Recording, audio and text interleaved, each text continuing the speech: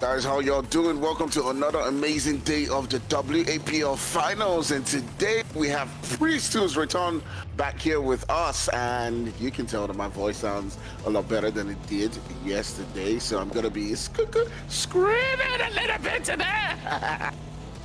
All right, so Priest, how you feeling about today? Yeah, I'm feeling good, ladies and gentlemen. It is good to be back. Took a little bit of a breather, but we're back now. We're having fun out here. It's the WAPL, the first season, the senior league, and it is the finals. I'm so excited, to be tapping in based off of what I saw yesterday. I'm already having a whole lot of fun so far. So, I'm looking forward to seeing what today has in store for us, Fire. Yeah, absolutely. Yesterday was filled with so much drama, so much tension. There was action right from the beginning, to the very last game. And we saw several different teams, that we do expect to perform quite well, like Apex, go up on that leaderboard as well as the boys in O3. But at the end of the day, it was the boys in Invictus that showed that they want that, prize pool that we see right there. They want that big chunk of that money. And at the end of the day, that is what really counts. So we'll be hopping into the game in just a little bit as the guys have already started, getting into their various positions. But just taking a look at the leaderboard right now, Chris, what do you think about this so far? It's a sweet one, really, very, very sweet one. 56 points to Invictus, so you can see that they're already sailing through. They're having fun.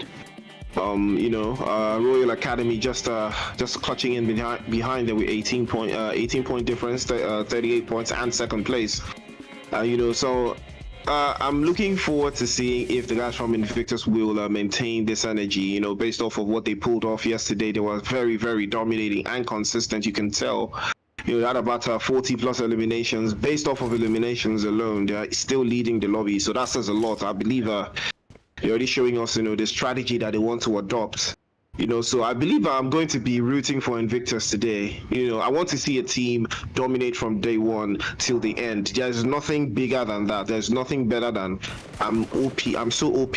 I'll be first on day one till the end of the tournament. Now that is something I would love to see.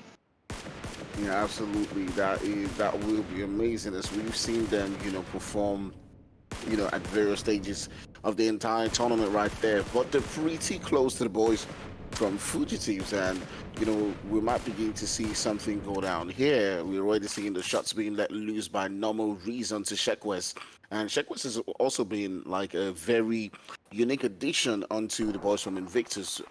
He came at some point in the tournament and he's just turned things around. He used to be one of the players. I'm not sure if a lot of people who are watching do know this, but he used to be a member of a clan called Dark Dragons that used to be, in at some point, one of the biggest clans across the sub-Saharan African region, and he's back. He's taking a break. He's come back right now, and it does seem like he has added some firepower to the team Invictus. Yeah, Shekwest, one of the OGs of the game. He's been very, very quiet here, for a couple of months, or I would say roughly a year. So I believe that WAPL prize pool just got him excited to stop, to step back into the light, and that started to show us why. Neo spraying again towards the Fugitives, losing one player. I believe it is going to be Normal Riz that falls down, but Shekwest is going to be a victim of that third party from the left-hand side, courtesy of the guys from Men of Blood again. Fisk sends some shots towards Neo there. The guys from Fugitive are starting to creep inside of these buildings occupied by the guys from Invictus. Sheck was getting right there. Rather unfortunate by the boys from MOB. This one they were making their push, onto the boys right there from Fugitive. So now we've got what is sort of a three-way fight coming down between all of these guys. Maybe, just maybe, one of the members from Invictus might be able to get into a buggy and try to get that revived, because you want to make sure that you're keeping your full squad together as much as you can. We'll keep an eye on that and continue to see how that one does develop. It does seem like the boys from Invictus are trying to see what's going on the other end, but now MOB is beginning to come closer and closer, and we know how a lot of times these fights do progress when the third parties start to troop in. Invictus have been very dominating so far, but I believe, you know, what they say, their cup don't full, and I think rest of these teams are starting to see that there's a possibility that they can chip through the armor of Invictus. You know, Men of Blood have been very aggressive so far ever since the 11 became a part of the roster. Their penchant for violence has increased significantly, and you can tell, you know, based off of that. But I can see the guys from Invictus are trying to, you know, play a little bit safer. They've already lost one player, and it is going to be the powerhouse, Sheck West, like you talked about earlier. You know, and it requires a whole lot of effort on their part to survive any further with a three-man team. But I do believe they've got some eliminations under their belt right there. But, you know, it might just take a little bit more now that they're just a three-man team. But Men of Blood will be moving out of this area, finding a better spot inside of the play zone to hold out for. Absolutely. Absolutely. But speaking about the play zone, we can now see things moving into that third stage of the zone, with the boys from Afro holding pretty much what is a central position, not too far away from them. All the way towards the west, you have the boys from Habitual right there in El Pozo. Coming in from San Martin, you have the boys from 21 Century who are making on their rotations. We're still chilling with about 16 teams right here in this one. But now let's turn our sights into the boys from Fugitives, who have one of the players who have been taken down and sent back into the lobby, I believe, by the boys right there from Invictus, Neo. And they're trying as much as possible to get this revive on to continue to push into the zone. Yeah, you know, the zone will be the object of desire for most of these teams. Fugitive being one of them. You can see them just trying to get out of dodge, get out of danger. They are hightailing one after the other. Fisk just leading the charge there. The rest of his teammates will be crawling behind him. And at least he will be leading them to the promised land, which is the next part of the play zone. They will be rotating in from that southern position. The guys from Harsh Esports and Solo, just a little bit towards their western side. So they will have to be careful when they make these rotations, because the play zone is is charging behind them. They're just too close to the zone, so it will be squeezing them and forcing them, to make those late rotations based off of the engagement they've already had against guys from Invictus and Men of Blood. All right, so but speaking about engagement so far, we do have a couple of teams that have lost, a few players here and there. The boys from Solo Esports have lost 2 of the players as they begun the game, but we're still sitting now with about 16 teams right here left within the lobby. We also have boys from Invictus, like we did see early on, lose 1, and the Fugitives have lost 1 of the players as well. So that's pretty much the action that's been happening so far. Royal Academy still have themselves with a full squad, but the boys from No Rage Esports, Deji and his boys came into this game with a 3-man squad. So that's pretty much how it stands for now. As we're now seeing the teams begin their rotations, the Citizens also sitting outside that zone, trying as much as possible to get in. But we're seeing different skirmishes also beginning to happen, Priest, as we now see the boys from MOB taking the shots onto Hash. Yeah, the engagements are taking a turn, for the worse for some of these teams. But Men of Blood already 2 eliminations up, and they do have a little bit of play zone to work with just north of Monte Nuevo, who'll be holding out this hill position. They do have their side set, north towards the guys from Vibe Gaming. And Vibe Gaming are still one of those teams that they need a whole lot of work to keep out those positions. They will be just a little bit close towards the center, still close. Ooh, that is Rage getting blown up. But Men of Blood do have a fantastic position to play a little bit defensive with. I believe the revive will be a possibility. He does move a little bit away from his blown up vehicle there. The guys from Harsh Esports do have their sights set on more the guys from Men of Blood as well. But the rotations start to come in again. You can see it is the guys from Fowl play just outside of Power Grid in a 4-man team. They do have 3 eliminations. I believe they did catch them from the guys from Solo Esports. Once again, these teams landing in Picado, I believe, continuing that lifelong violence. Yeah, absolutely. They're trying as much as possible to continue to take on themselves as much as they can, and you can see the shots already beginning to get loose by the boys right there from 03, one of those teams who are looking to continue on with their local dominance within the West African region, and now begin to show that they can do it across the entire West Africa, and get those extra trophies right here. They're one of the teams that we're looking forward to seeing if they can perform. You know, Joey Boy spoke about it yesterday when he talked about the team strats that he was seeing from, you know, Apex and the rest of the teams. He spoke about, you know, the West African teams having the right strategies that he sees from, you know, PMPL teams. What do you think about that? Yeah, I mean, there's been a whole lot of time, for these teams to practice to get to this level, and they've continued to shine, every single time, and they've continued to learn and adapt and improve, and that is a big shout out to, all of the organizations that have been giving them the opportunity to, participate and perform. But that is going to be a wraps for Misty there, as Harsh Esports will be eliminated. The first team to be sent back into the lobby. There's been engagement left, right, and center, but again, it continues. Invictus finally getting their hands onto the guys from Men of Blood. They've been waiting for them this entire time, and it is going to be 11 that feels the brunt of the M416 on his back. Cyclone Shield just will be rotating up towards the hill. They will be, holding the high grounds. I'm always talking about the high grounds fire. High grounds always work in Miramar. They are the best, the best form of attack, the best form of defense. It is very hard to catch a team that is on top, but it is very easy for a team, to laser you all the way from the hilltops, the hillsides. Now that is what I love to see, and you can see the rest of these teams already making such plays.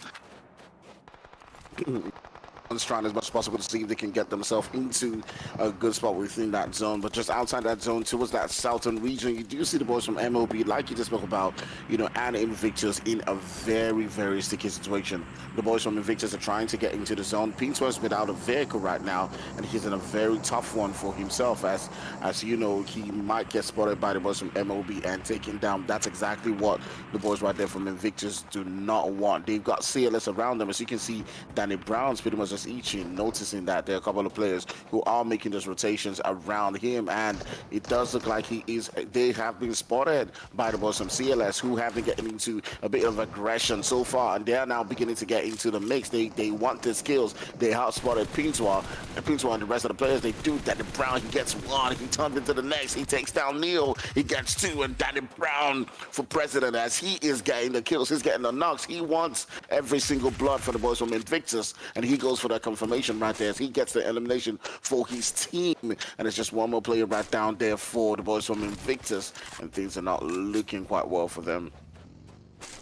It is an unfortunate scenario there for Invictus. They're already down 2 players, and now they might just be down a third, and it might just be left to Pintua to fly the flag for the team as far as he can. But it is an unfortunate scenario for them. Again, this is one of those things we talk about. Teams that start the day on the strongest foot. It looks like they will not be maintaining that, holding out at that first place position. 18 points they started the lead with, but then it looks like this is going to be 0 points for Invictus, or 2 points, I believe, based off of the early engagements that they had. They were able to get them, a couple of points on the board, but now it's not looking too bright for them. They're not going to extend the lead by a significant margin.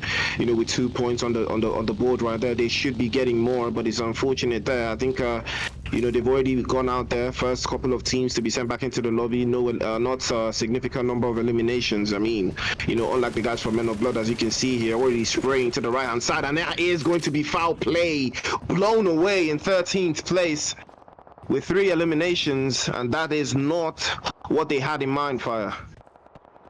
No, absolutely. Things are beginning to get really wild right here. As we are seeing, teams now beginning to get sent back into the lobby. It's the boys from Invictus, Fugitives, House, and Foul Play that will be on the short end of that stick, as they have now been sent back packing. The boys from Sidizens as well have lost a couple of the players. They're down to the last member. It's just Bego who's holding out things for them. They're trying as much as possible to keep their hopes alive in this one. They've got pretty much what is on the edge of that zone, but the boys Habitual are trying as much as possible to take on some shots onto this particular position. But he does need to be careful as well, because he's got the boys from Apex. We haven't really seen much from Apex in this particular game. That's really rare to see, Apex have a quiet game. They're usually one of those teams, in the beginning of this tournament, who finds, a lot of those kills. They go around and continue to try and farm out the lobby. Do you think that they're being a bit more quiet now because, they respect the lobby a lot more, or their strategy is just to continue to rotate and get the kills when they can? Oh, man, John, they why me? What you mean respect? Apex have never respected this lobby from day one, man. They're gonna when they want to start going hard, you will be able to tell because you know they are one of those teams that do not play around. They do not mess around at all when when it's time for them to start to show working, and you know that is for a fact. But you know, I believe this is just the first day, second day. You know, they will be learning a couple of things about the lobby there. As you can see, Leica Boy just extending himself a little bit too much there, and he will be warned by 03 on his right-hand side, so he will be falling back to the behest of his teammates, just give him a little bit of an angle there to work with. Cyclone Shield still north of that position, just in front of them, holding them out. Beggar will be finding Kuma, and I don't believe it will be eliminating him based off of that trajectory of the bullets, but again, he is going to do a fantastic job just holding out as the last man for the Citizens. As you can see, the guys from Royal Academy, one of the strongest teams in the lobby so far, they've been doing their absolute best. As a four-man lineup here, they are just hanging on by the ridge there, but Smoker will be spotted immediately and dropped, and so will Beggar immediately as well. Beautiful play coming in from Royal Academy there. Like I said, you know, Team Apex, they were 1 for 1. They've already got one elimination, and it might just be the beginning of something great. Apex beginning to get into the action right there as they do catch, you know, the last player for Citizens, Bego, right there. That then leaves us down to about 10 teams right here within the lobby, and several different people that are beginning to, you know, try as much as possible to get themselves into a good spot within that zone. It's going to be tough for a lot of guys as there a lot of heroes to work with. The boys from Habitual do seem to find themselves in a good position and can begin to farm, you know, the boys right there from MOB and as well as Solo, who are trying to make their way into that zone. They've got a lot of teams around them within the horizon, you know, who are trying to get into that region up on this mountain. So it's going to be a very tough one for a lot of people. As you can see, the shots are beginning to let loose. The boys from Royal Academy also taking on them shots, and it's just a very tough one. Ooh, he does get run over. I don't know what Smoker's plan was there. Maybe he thought he wasn't going to, you know, receive all of that damage, but Danny Brown will be the next one to fall. Like a boy chasing all the players from Cyclone Shield, but they will send them back into the lobby courtesy of the blown up pickup truck there. Cyclone Shield will survive just a little bit longer courtesy of Manny, and that's a beautiful play. He did sacrifice himself a little bit too long there, but he did just enough to rid themselves of the guys from Royal Academy. Fantastic stuff. Delightful stuff from Cyclone Shield, but again, they will be falling purview to the guys from Afro Esports, as they do have a fantastic position north of that area. They will be holding out, but Cyclone Shield down to one player, and they will still be surviving. Top 8. Cyclone Shields, you know, did have the opportunity to get a couple of the members up in that particular moment, but somehow Peachy, the ball who's always lurking around, was able to get those eliminations and take them back into the lobby. So that now leaves the boys from Cyclone Shield with just one more player in this particular one. But they got themselves 10 kills. That's a whole lot of eliminations to have, especially if you can still grab a bit of those placement points. Definitely something that's going to boost them up all the way on that leaderboard.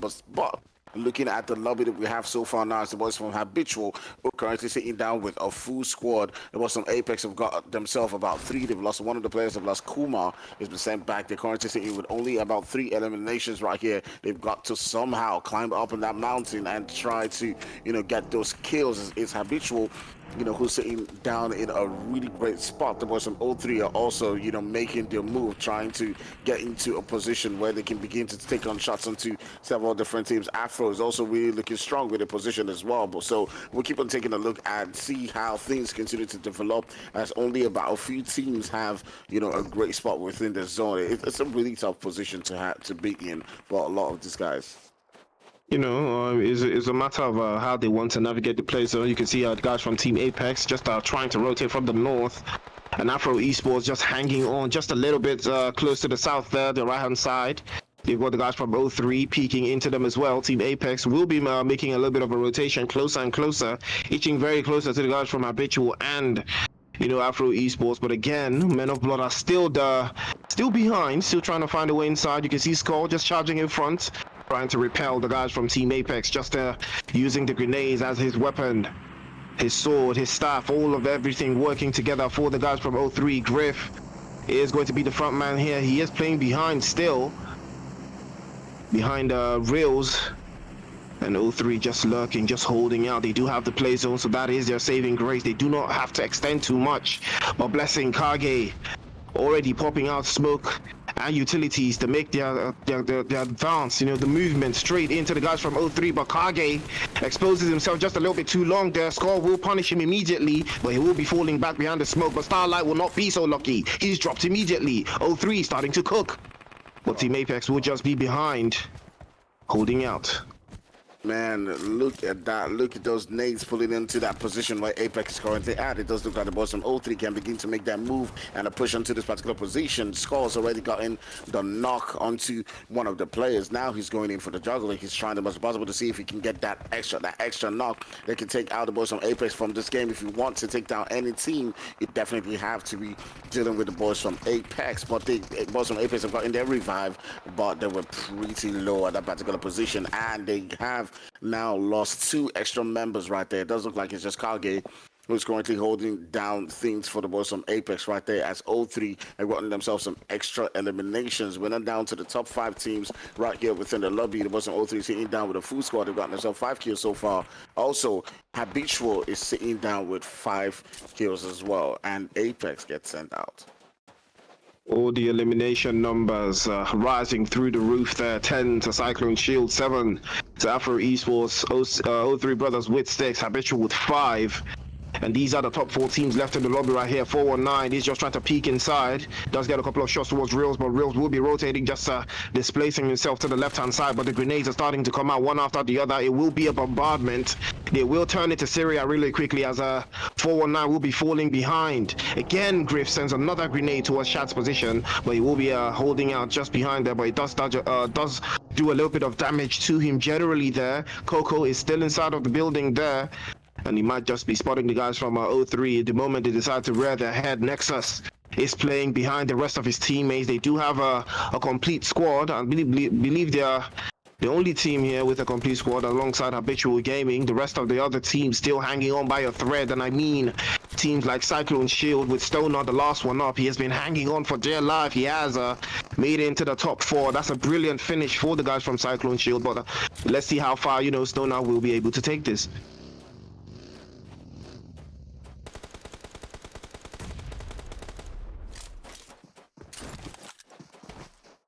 And O3 just enjoying themselves, enjoying the view from this top half.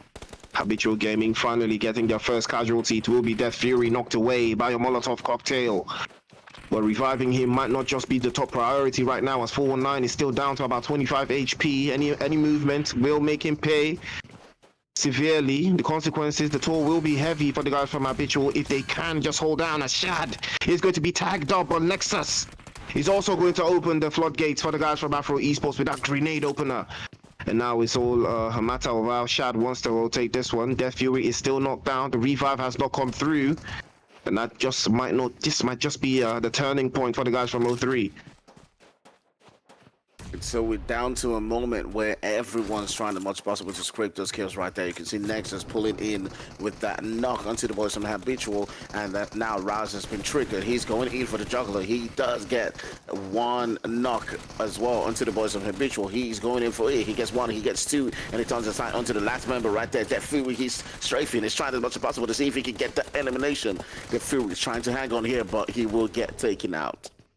Ooh, Afro Esports just pitching in with a couple of 5.56s there, and they will be connecting. And now this might just be the opportunity they've been waiting for. Coco leading the charge. He feints to the left-hand side, and the rest of his teammates will be pulling in. Again, he pops right through, and the shot is spotted. But now Griff is all left to him. It's a 1 versus 1, as Cole is down there, and he does get a knock. The element of surprise is fantastic from O3 Brothers, but again, they've been called out. Neo is just hanging out outside, but now he's going to be spotted by Griff, and Griff will steal it for O3 Brothers.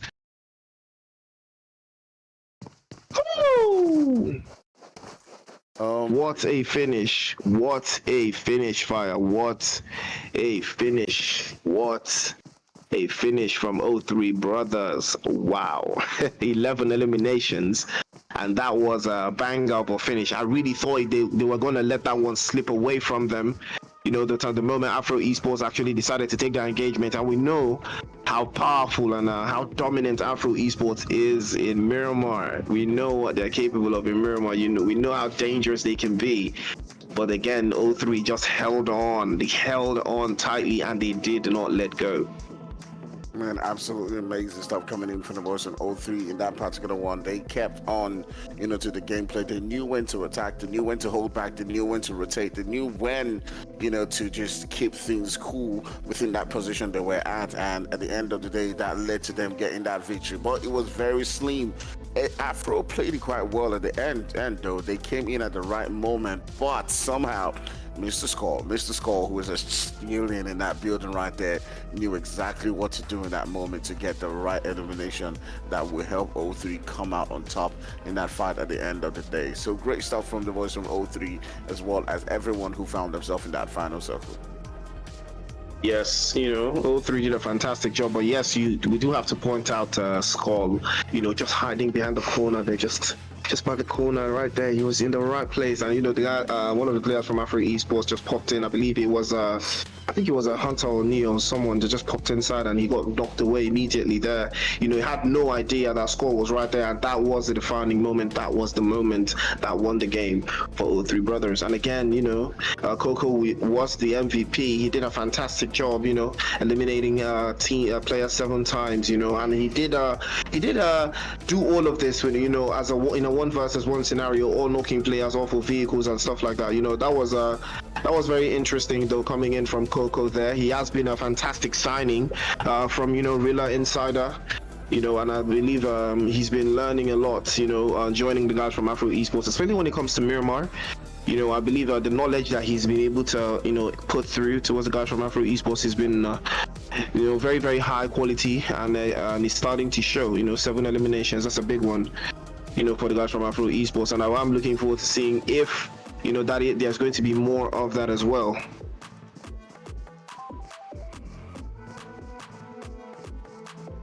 We'll see if that does continue, as we will be looking onto, see who is on top of the leaderboard. Who do you think is going to be on top at the end of the day? I mean, it was quite close for all of these teams. Obviously going to be Invictus, but like I said, O3 Brothers did do a fantastic job in the game, almost clocking 3k damage, but I have been impressed so far, of the finals. It has been very, very fun, watching all of these teams. But I do believe with all of these performances, it's really across the board. This is one of those games where everyone gets a taste or a piece of something. I believe eliminations trickle all the way down to like 13th place, teams and stuff like that. So I'm very, very impressed so far. But when games happen like this, it doesn't help the teams as much as it helps the number 1 team, Invictus, because performances like this, they need to be super consistent. You need to outperform Invictus in such a way that when they do not gain any points, you would gain at least significantly higher than them. And O3 are doing that. They've already started very, very strong in the first game, getting double digits, getting 11 eliminations, but they will still have to do more of this, because the point distance there, it's covered. It's already covered with this performance, so they will be trying to achieve some more to get the numbers up for themselves as well.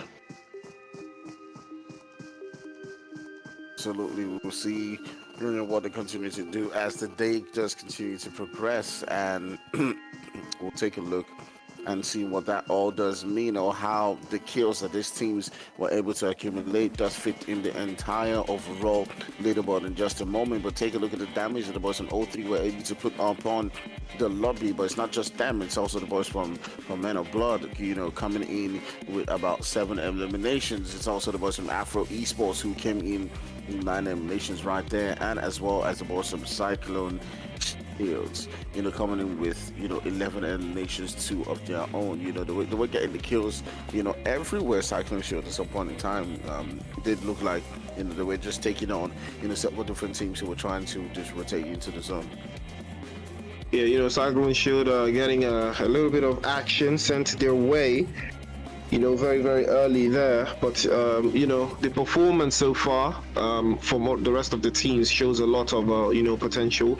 The distance that the guys from Invictus had, it's already been taken away by O3. They will be pulling up just behind them, same number of points.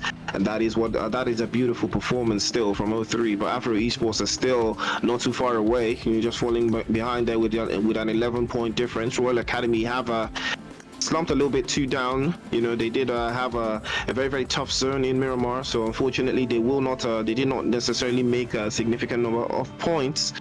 But then Team Apex not moving up, not moving down. Just like I said, they've been brewing, they've been learning, and that tells the story on the leaderboard. They've learned a couple of things here. They will not be losing any points that will take them below the top 5. I believe that is part of their strategy. And Men of Blood Just and Cyclone Shield doing a fantastic job with their eliminations to topple into that top 7. Continue to see what it's going to look like as we do move into the next game so far of the night. We'll be taking a quick break so far now, right, guys, and be back for some more action. We still got about 3 games to go, so don't go nowhere. Get ready. It's going to be a blast of a day right here in the WAPL finals. See you soon.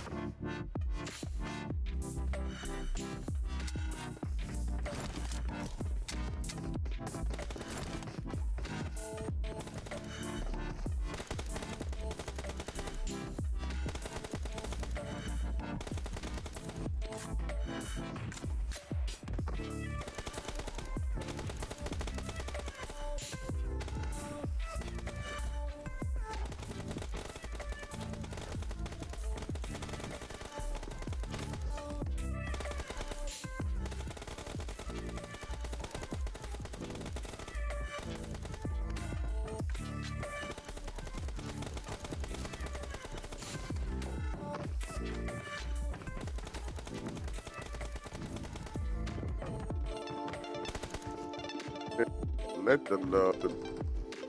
Hey, what's up, beautiful people? We have been through one of the longest maps so far. We saw a lot of action right there on that one, Chris. It was absolutely outstanding, but at the end of the day, Boston 03 did come out on top, but it was quite close as the boys from Afro just at some particular moment in time seemed like they were going to snatch it from them, but they did manage to hold on to that chicken dinner right there.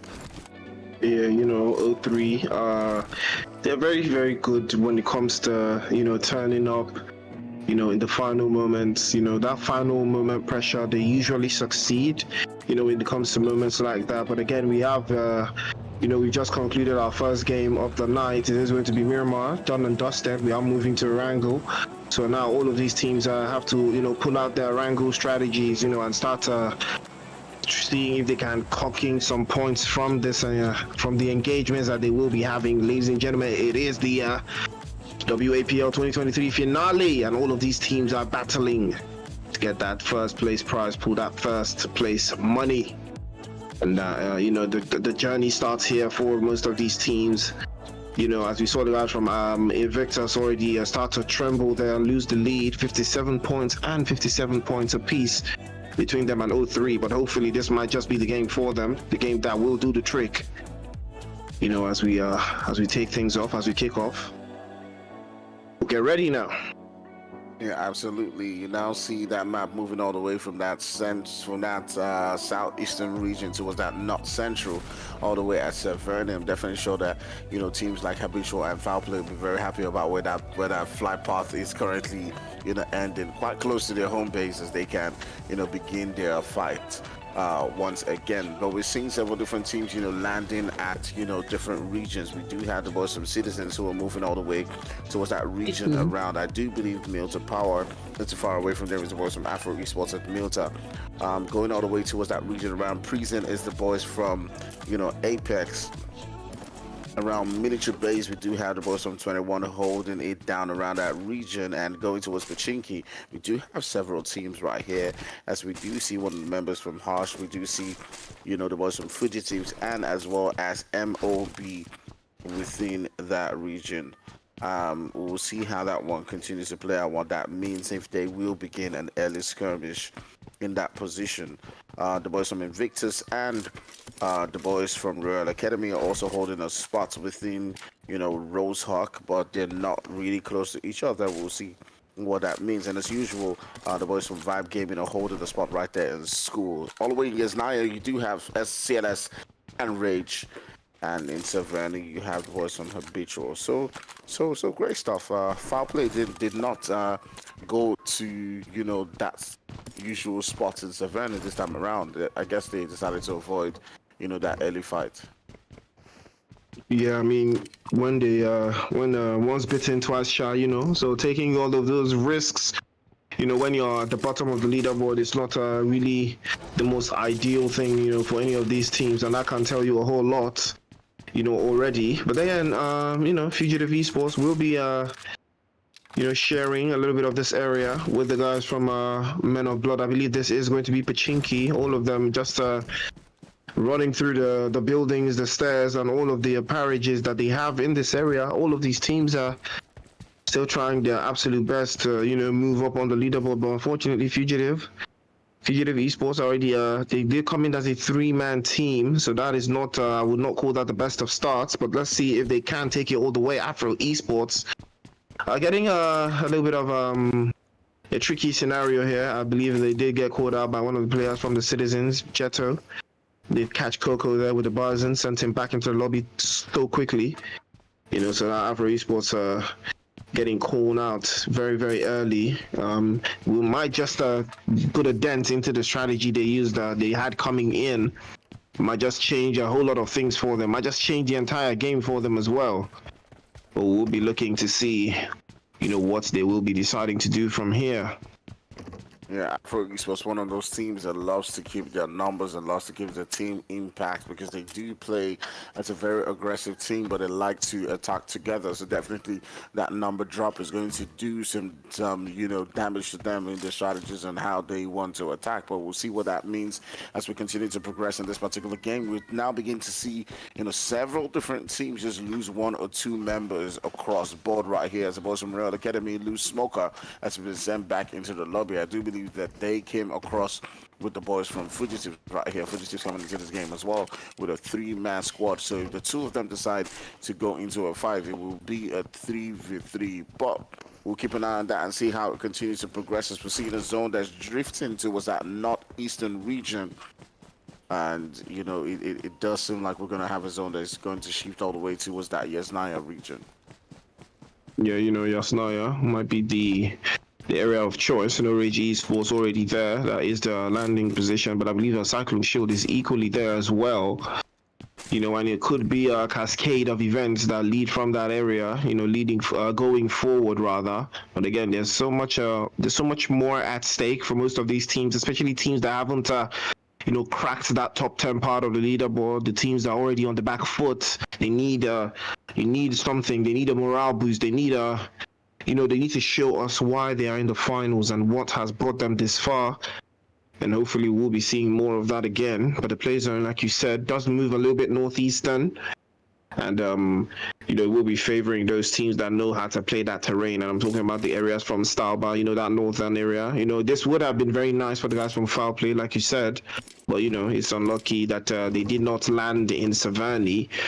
That could have spelled things very differently for them. But again, Habitual Gaming is already there. So, things might have equally turned out differently. We would never know. But it's always it's better to be safe than sorry. And that is what we love to see. Yeah, absolutely. The guys from Foul Play deciding to, take things quite easy in this one as they do, find themselves in a different spot and try to get that loot. But speaking about teams, taking it easy, on the other end, you have the boys from Royal Academy about to lose one of their members, and down to just two players left is just Liceball and Osiris who are left within the team. Royal Academy, one of those teams that has been, showing us what they're capable of within, the senior league and even in the finals. Now find themselves in a very sticky situation as they've got about some fugitives on their tail and they're trying as much as possible to keep themselves alive in this one. Yeah, survival is the name of the game, at least for now. Royal Academy will be losing two players there, but I will not let that deter. That will not let that deter them. Surely, probably their strategy will change.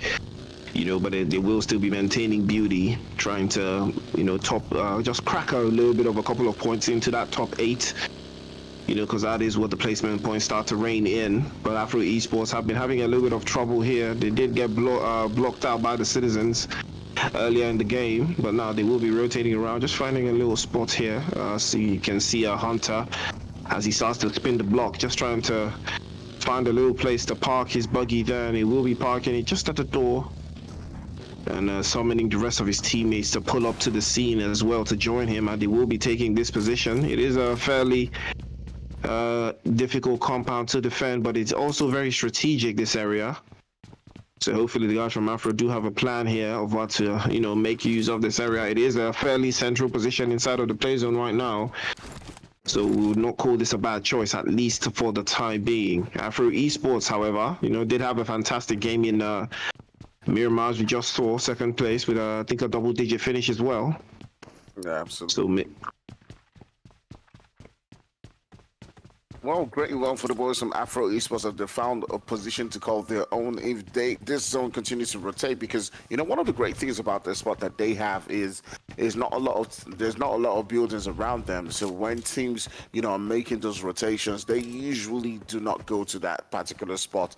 That's not one of the first things that the teams are thinking, or one of the first positions that the teams are thinking of going to. And if the zone continues to rotate towards that region where they are and they find themselves in the final circle, there's not a lot of builders around there. So while it's not easy to defend, it may just be a good spot for them if they're lucky with the way the play zone does continue to shift. But looking at Yasnaya right now, we have two teams who are on ground. this particular position. But one thing we really do know about Yasnaya is somehow these teams, don't like to push on to themselves. Yeah, it could be a very tricky, setup. Again, the zone can be a very, very dangerous, instigator for these engagements. But again, these teams, they need something sometimes to to push them to get into the action, to get into the violence. But again, you know that the leader, what the leaderboard is looking like, what to play, what's at stake, and that could be very disconcerting for some of these teams. They might just decide that taking engagements might not necessarily be the best course of action, especially when there's so many players in the lobby right now. You never know, that moment you decide to take into account, or that moment you decide to get into some kind of engagement, another team will decide that is when they want to, pull up to the scene as well. But it is a very interesting circle. Still in the northeastern region, he's still starting to close down, and guys from O3, you can see them moving in finally from that western side. They will probably be running into Habitual Gaming very, very soon, very shortly. But most of these teams already starting to, settle up in Yasnaya, and it could be a cold day, inside of Yasnaya once all of these teams start, clash into each other. As we turn on sides into the boys from Vibe Gaming, who are in a battle, who are about to begin a battle with the boys from Fugitives, and the boys from Fugitives have gotten themselves into a skirmish earlier on, so they've lost one of their players, but they've got 2 kills to their name. And Vibe Gaming, who are usually within this particular position, they know how to hold it, because this is where they often find themselves in every single game. So you could call this somewhat their base right here. And now coming up against the boys from Fugitives, and it's all down to who gets the next knock. We also see on the kill feed the boys from Apex and Sidizens are also going toe-to-toe against each other, as they've gotten 1 knock on each side, and things are now beginning to get really, really sticky right here, as we now see knock going on to 5 Jesus. Ooh, that's an interesting area coming in for the guys from Vibe Gaming. They've gotten they will be eliminated actually by Fugitives Esports. Beautiful play coming in. And let's not forget, it was, I believe, Fugitives Esports that was the first team to make it into the I believe the finals on after day 1, day 2. I believe it was them that made it into the finals off of the first 2 days. So that tells you a whole lot of their abilities and capabilities, as you can see right here. They will be sending the guys from a Vibe back into the lobby very, very quickly. They will be going out in 15th place. There's a whole lot of work for them to do to climb up on the leaderboard following that performance. But hopefully, the next game will be where they get it done. But speaking of getting things done, though, Invictus will be just holding out, just enjoying themselves in this little area here, just in the middle, more or less in the middle of the zone right now. And they will be holding out, at least for the time being. Neo will be navigating around just to get some points on the board for his team. He is going to be playing right behind Pin 2 out there. Both of them very, very strong contenders, very strong duo. But again, they do have a split setup right now. But hopefully that will last as long as the play zone permits. Yeah, absolutely. We'll see if they can perform a lot better than they did in the previous game. As we do know, the previous game was, did not go quite as they obviously would have hoped for, as they were not able to rack up those points. They got eliminated quite early and weren't able to stamp their foot as the leaders of the entire lobby. But what that did mean is they are now currently on the same amount of points with the boys from O3. We'll see if they can build on top of that and continue to, boost themselves up on that leaderboard. You can see them trying as much as possible to rotate, hold a good position, and Shekwest and the rest of the players are, making their move. It does look like they got into a little bit of trouble, as I do see Pin12's HP is reduced down a little bit. Maybe that could be courtesy of 1 or 2 teams, just taking on shots onto their position. But we'll see what that actually does continue to mean. As we take a look at the lobby, we got 14 teams right here, as it is centering around that positioning. Yasnaya, we're down to the stage 3, moving on to stage 4, and everyone's now beginning to make the rotations. There's a lot of buildings around this this region. So it's nothing to worry basically for a lot of these teams, but we're going to see maybe little bits of clashes here and there.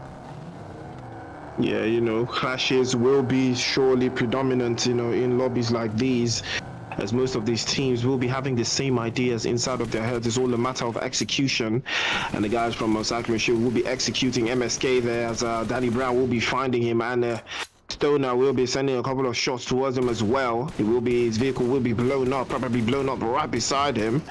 And that might just spell curtains for MSK there. Harsh Esports, unfortunately, will be losing one of their players to that rotation. Again, like I said, it is all a matter of execution.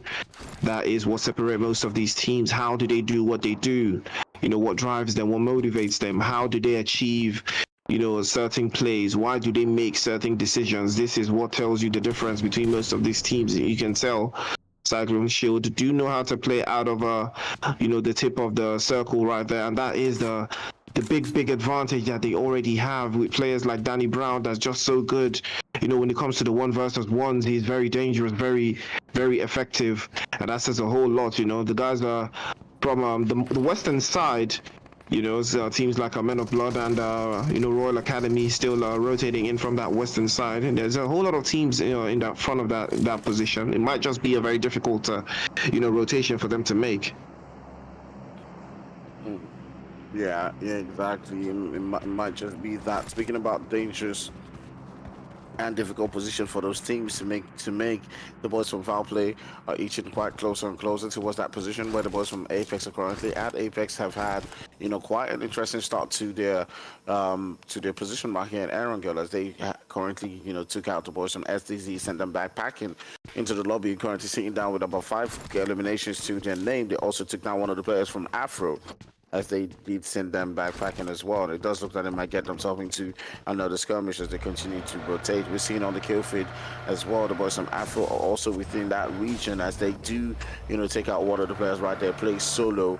And you can see that the boys from Foul play are now down to just 2 members right here, as they do find themselves crashing into a building where there are several players around.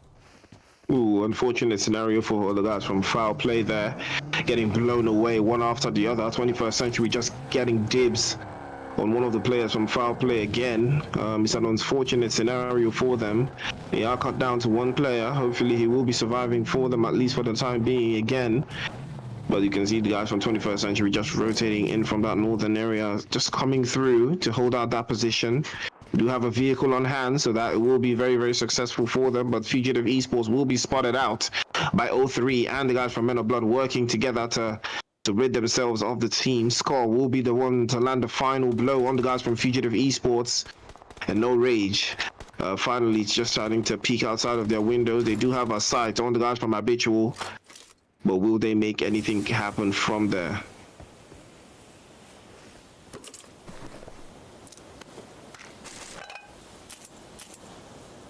As you can see, Men of Blood are just very comfortable in this northern area. They've already lost 11, unfortunately. I don't know why he's always the first player to fall, but that is going to be the ideal behind this story. As Solo Esports do catch O3 lacking a little bit towards that central position, just coming out of the northern part of the play zone. It will be spotted out immediately as well.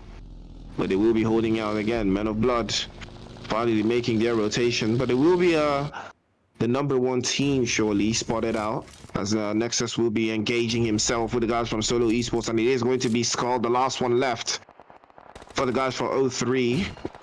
It all rests on his shoulders now, as Solo will be bagging their second elimination courtesy of one of the players from O3 Brothers. It's still Nexus, still knocked away.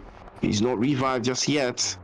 That Res UG boy will be pulling up. He wants to get that confirmation. Solo Esports already starting to take the initiative there, and Nexus will be flushed away.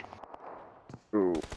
I had one for the boys from O3 Brothers, as they do lose one of the members once again in this particular position. And you can now see that nade already being taken to that position right there by the boys from Solo, looking to see if they can continue to take them out of this particular game. That's exactly what you need to be doing if you want to be grabbing those extra points up on that leaderboard. Invictus also coming into the mix, as they're looking to, take out the boys from Apex right here. We're also in a little bit of skirmish with the boys from Harsh. It does look like it's just Mummy who's left right here on this particular ground. They have one of the players right there from Apex. The revive is coming through as well. You can now see Starlight going in for that extra elimination. He knows it's just one more player. It's just Mummy who's left in this particular one, who is trying as much as possible to watch several different angles, while the boys from Apex might be pulling up onto this one. Starlight is trying as much as possible to see if he can get that revive onto his player. Hopefully they don't lose anyone, but this is that moment. This is that moment where Hash has got to make that decision. Does he, jump out of the building, try and run away, jack by away from this situation? It looks like he did take that decision quite late, and it will be the Apex who will be winning this one. Ooh, Team Apex coming in clutch once more, surviving, showing us why they are termed the Apex Predator. 7 eliminations to them, and they will be looking out for some more, but Baby pops his head out just a little bit too long there. Top C will be catching him out immediately with that Mini 14, and this might just be the opportunity of the guys from No Rage to squeeze themselves inside of the play zone. It is rotation time, and now is the time for them to make those calls, to call those shots. 21st Century still in an engagement. And Men of Blood just still here, trying to hold out the guys from No Rage Esports. Just corner to corner, front to end. Again, Neo is going to be hanging out there. He bounces the grenade right off the walls by a 60-degree angle. The grenade just doesn't deal any damage onto the guys from Habitual Gaming, but surely Sheck West will be spotted immediately. He pops his back out towards that position, but Solo Esports will be rotating just a little bit towards the north there, and it might just be time for Sheck West to spray. And for a fact his spray is phenomenal, might just do the trick, for the guys from Invictus. But there's a whole lot of work that needs to be done. Apex are in serious trouble there. They've got 2 players down, and it's all left to Kuma. Is he going to make it easy against the guys from Cyclone? He'll be bouncing a grenade just inside. Again, he tries to pop through, but he is going to be silenced immediately by Cyclone Shield. They come through one after the other and raid the boxes of the guys from Team Apex. Absolutely amazing stuff coming in right there from the boys from Cyclone Shield. They be putting in work right here in this particular lobby. But now let's aside to the boys from Invictus and MOB. You can see the boys from MOB do get a knock right there onto one of the players from Invictus. They do take down Sheckwest, but it does look like the third party coming in that one from the boys from Solo does now get the boys from MOB down. As you can see, the eliminations coming through right there as the lobby goes down as well. Right now we're left with about 6 teams right here within the lobby. CLS looking quite strong as they've got themselves a full squad. They're still hanging on right here in this particular one. They got themselves 7 eliminations so far. The boys from 21st Century are also still looking quite strong in this particular one. It does look like Invictus might be able to get their player back up. Might be able to get Shekwest, who was knocked down in that position and saved by the boys from Solo Esports. Solo is also cooking in the game as they've got themselves 7 eliminations as well between Minty and UG Boy. They're holding onto their life in this particular one. Invictus in a very deadly sticky situation as well outside that zone. They've got to make sure that they can rotate in. You can see everyone's now hopping into the vehicle. That zone's pretty much an open region, Priest. If you were in this situation, what would you be doing? Would you go in towards that center? Would you still hold onto the edge? Just keep playing across the edge until the final circle? There's a whole lot of teams, hanging by the edge. 21st Century Invictus, Solo, all of these teams are by the edge of the circle right there. It is only Cyclone Shield that is inside of the play zone, and they've already held the play zone at large there. But Invictus starting to spray again inside of the distance, getting a couple of bodies dropped immediately there. Cyclone Shield now looking forward towards the guys from 21st Century, trying to keep them at bay from getting inside of the next circle. Cyclone Shield are so comfortable here. 8 eliminations and a bulk of the play zone for them.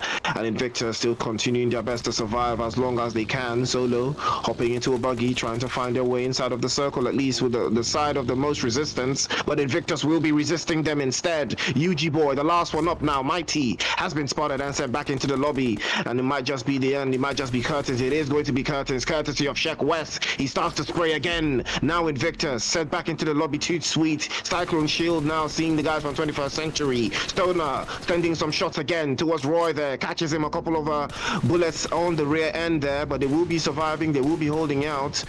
Stoner continues the one-tap fire. We'll be sending some violence in that general direction, but Fire, I believe Cyclone Shield will be taking this. It is looking so easy for them every second that passes through. I think the thing that may turn things around for Cyclone Shield, if they are to, lose this one or bottle it, in other words, is if Danny Brown does get knocked, he is a very good attacker, but sometimes he does get into the situations where, he's not really aware of his environment and he might get knocked down. But regardless of that, he does have an angle onto Shekwest. He's able to do a little bit of damage, but he doesn't get that knock. If he can pop on this nades into that particular position, he might just be able to get that knock right there onto one of the players. But somehow they've been able to evade that one. They're trying the much possible to see if they can get that knock, but the ones from Invictus will get taken out of the game right there as they set back in that third place. They got a couple of eliminations to themselves, so we'll see what that means in the entire leaderboard. But right now it is foul play against the boys from CLS, and just like you predicted, Chris, it is looking like it goes to CLS at the end of the day. A beautiful, beautiful performance from Cyclone Shield. I mean, I did see it. I saw how it was brewing. I saw, all of the ways that they had set themselves up to win that game. And that is Cyclone Shield at its finest. 12 eliminations, and a significant number of damage there to show you that they did have a plan and they followed it through. But foul play, somehow surviving all the way to second place. But they did fall short with no elimination, so they will not be cracking any top 4 points, at least within the first couple of teams there, with Invictus just coming through in third place. But that was a beautiful display from Cyclone Shield, though. I saw how they were rotating. I saw every single position that they held. They just controlled the entire northern region, and they started to make their rotation. Then they moved toward that area. After eliminating the guys from Team Apex, that was when I knew that, yes, they had a plan. They knew exactly what they needed to do, because Team Apex already had the same idea. They already had that position, but unfortunately for them, they were already a player down. The moment the guys from Cyclone Shield decided to pull up to the scene as well and take that position from them, that was the beginning of the end for the rest of the teams in that lobby. So big shout out to the guys from Cyclone Shield for giving us top tier finishes, 12 eliminations fire. Now that is what we're looking for.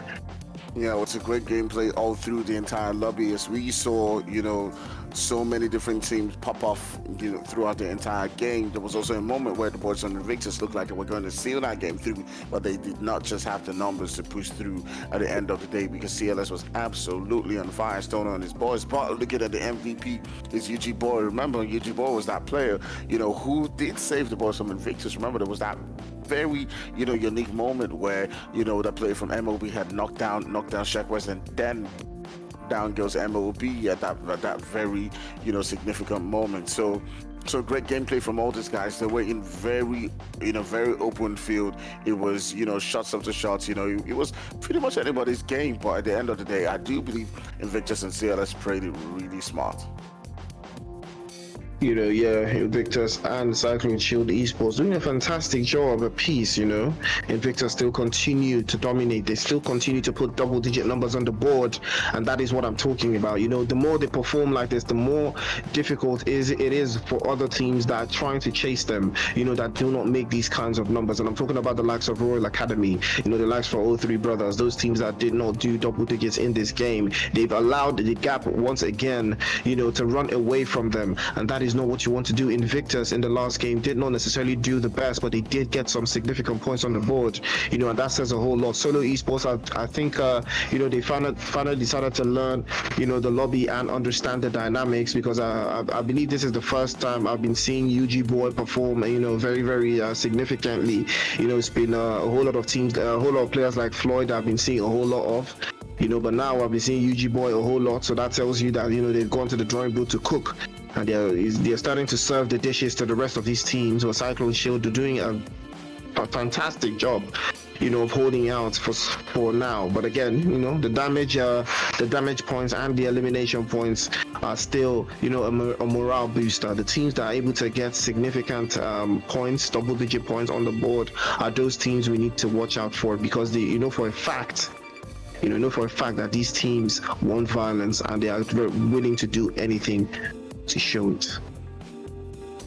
Absolutely amazing stuff going on, throughout the entire game. But first, what are you seeing going on right here? It does look like everybody is just farming, but somehow on the overall leaderboard is supposed to Invictus, who do come out on top. Look at the amount of kill points they have. With those kill points alone, yeah, they could still be in that top 3. They'll find themselves in that second spot just with the amount of kill points they have. So for them, it's not about the chicken dinner. It's not about getting that win. It's about just consistently, getting those kills every single game. Yeah, exactly. And if you did say take away the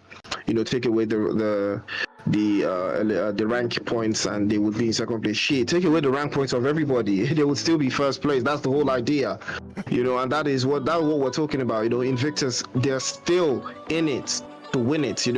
They relinquished a couple of points to O3, in the last game, but now they've given them that gap once again, and now O3 needs to get up. They need to rise up if they want to catch them. Invictus is trying to run away with this. That is what this type of point system does. It allows teams to run away with it, very early. Those teams that know how to, get eliminations, get into engagements, cause fights, cause problems, cause distortions. This is the kind of point system that rewards them. Teams like Apex, Afro Esports, O3, Royal Academy. These are the teams, that I've seen do these kind of numbers and run away with it when it comes to tournaments, And I saw this, Royal Academy. They did this in, when they played in the senior league. I believe day 3.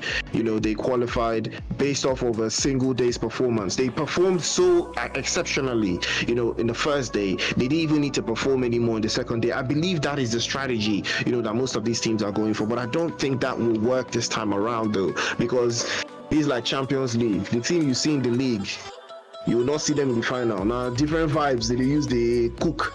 So, ladies and gentlemen, we will be wrapping up this one. But by the time we return, we will be heading into Sanhok to get some of these vibes rolling.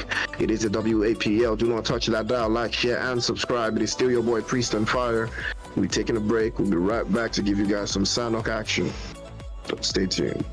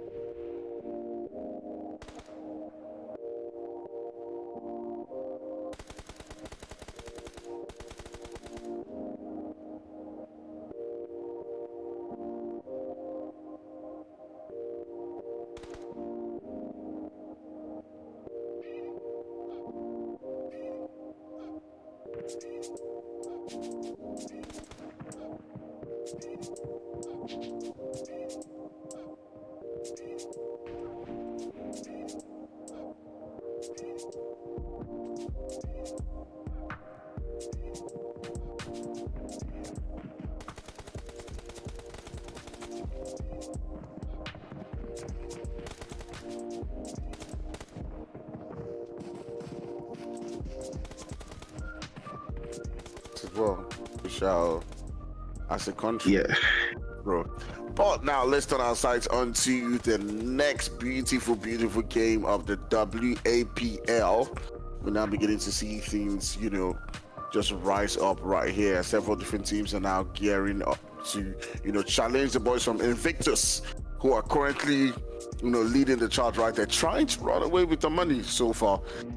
Trying to see if they can steal, this, WAPL, as they're creating a distance between themselves and several other guys. What do you have to say about that, Chris? If you want to win, this is how you win. Take it, run away with it. Make sure no one can ever catch you. Take the trophy, put it in your bike, your Okada, and start running with it. Nobody can catch you unless they hop on an Okada themselves. And the guys from Invictus, I believe that is their plan, to take it off and run away with it. At least by the end of today, they want to be significantly clear of at least, maybe 70 or 75% of the lobby. I believe that is their strategy, and they are starting to, put in the work. We're 3 games in now, and Invictus is still leading with a significant number of points. But O3 will be chasing behind, just trying to, to rein the numbers in. It will be leading a lot of them. It will be requiring a lot of them, actually. But, it's now a matter of mental fortitude. Will they be able to, maintain that position? I believe we will be having some teams land on each other all the way out there in Kampong, though, 21st century. And the guys from No Rage Esports is going to be a very interesting something for them. The play zone will be a little bit South Central, the North is pretty sedated. Fugitive, Men of Blood, and Habitual Gaming just occupying those northern areas, but will be the teams that have to move, just because of what the play zone is going to be, giving us at least going forwards. Take a look at the several different skirmishes that we could possibly have at different points within the zone right here. As you can see, that zone shifting all the way towards that South Central region right there in Pochinki. I said in Pochinki, right there in boot camp. We do have the most of Sidizens and Afro Esports, who have been fighting it quite hard throughout the entire season, landing within that region as well. I guess right now it's a thing of pride for the two of them, that dominance within that particular position. But I do believe that the most of Sidizens have had the upper hand in that particular position a couple of times. But sitting down here in Kampong, we do have 2 teams in the Boston Royal Academy who came into the zone with a 3-man squad who might be going toe-to-toe against the boys right there from 21st century. And we'll see how it continues to build up here. There could be a whole lot of skirmishes that will happen here. You can see like a boy just taking the high ground, taking the rooftop. You can hear the pitter-patter of the feet of the guys from 21st century as they start to converge on the left-hand side. As Roy will be just behind from the free man. But again, the guys from Royal Academy will need a significant number of points to maintain, that top spot, that top form. And Laka Boy might just be the one that does it for them. But again, he might just be hanging on, just surviving, using the element of surprise to his advantage. As the guys from 21st century are starting to chase down Smoker there. But Laka Boy will be holding out. He might just be able to catch one of these bodies the moment it decides to pop outside. And if he does get that first knock, he will get the flush to follow it. That is for sure. There will be no joy. There will be no forgiveness. But Laka Boy has to be so diligent with his shots. The trigger must be pulled to perfection to get those couple of eliminations against the guys from 21st century. 21st century, on the other hand, do have a four-man team. They do have the numbers advantage, and it might just be the opening that they've been looking for so far. Here, the Western 21st century going in for the juggler. You can see boom, but all the way the Smoker coming in with the return fire right there. So he does get a knock right there onto one of the Western 21st century. Will one who was making the chase now begin to get chased as they've been able to even the scores right here and send it down to pretty much what is a 3v3. But the Boston Royal Academy have got to make do with this one and take advantage while they still can. But the revive has come through, although Ace is still pretty much low at this particular point in time. They need to send in those nades and need to start to make the attack known. with the Boston Royal Academy pretty much taking their sweet time. But look at that one coming in from 6-man as it does go all the way into the open. But like a boy does not take advantage of that one right there as he's not able to get that knock. But Smoker on the other end is doing a lot's work as he does continue to get those elimination after elimination. 2 eliminations going to the boys right there from Royal Academy as they've been able to get those extra knocks onto the boys right there from 10-1. And right now, as Mitchell the Show Destruction at every single point, it's pretty much a 1v2 situation right now. 6-man does go into the roof looking for an opportunity to take out the last member from Royal Academy. Royal Academy been very, very cohesive so far. They did have an unfortunate disadvantage when it came to the numbers. That just didn't work out for them, and that is why they are where they are right now, because I believe with that extra player would have made a difference. But that is going to be the end of 21st Century. Smoker catching 6-man off guard with a Tommy gun there, and that will be curtains for 21st Century, but at the risk of violence. But it is going to be Smoker actually that eliminates the entire 21st Century. It is a 1 versus 4. He single-handedly eliminated every single one of them. So big shout out to Smoker there. He is the one who knocks. He is the MVP for now.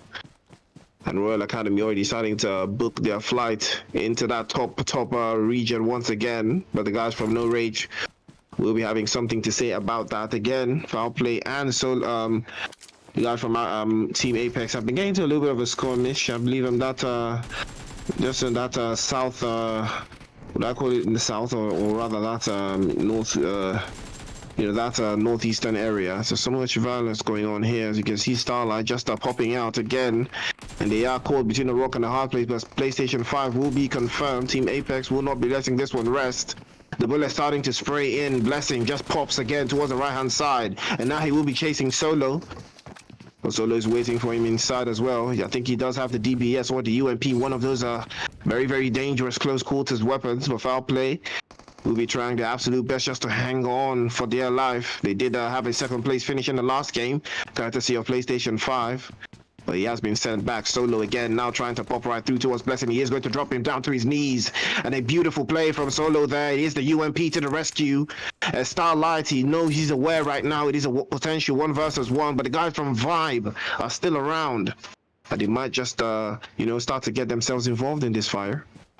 Oh, Foul play. Solo putting in the work right there as he does get another elimination onto the boards right there from Apex. Apex not having quite the game that they would have hoped for in this particular one, as they have a couple of the players eliminated. Now Starlight eaching to see if he can cross onto the other side, but probably has heard the movement coming in from the boys from Vibe Gaming as those nades are beginning to let loose into his position. This nade might just do the damage. It's quite needed to take out Starlight, but it does look like he does leave that particular position and evades it just in time. Was looking to hold a position where he can cause some damage onto the boys from Vibe Gaming if they do decide to pull into that particular position. So you can see Starlight just holding a position within the building where he can maybe surprise them or at least evade them for now. Vibe Gaming looking to see if they can grab those extra bits of elimination as they've had the shots. They want to come in for that third party. Vibe Gaming have been hanging around for an awfully long time. They've been taking their sweet time to get into this engagement. And it might just prove very, very deadly for them, though, if they do not commit to this at least fully, 100%. Starlight is still hanging inside there.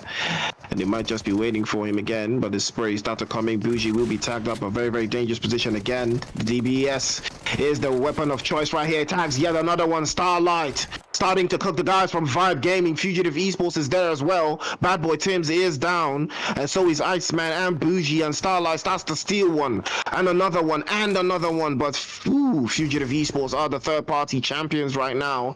They've cooked again. They've started to come through. Vibe in a very, very precarious situation, and just going to be holding out this area again. Starlight doing a fantastic job of holding out, and Iceman will be bleeding away. And it's all going to be left to Kenny there.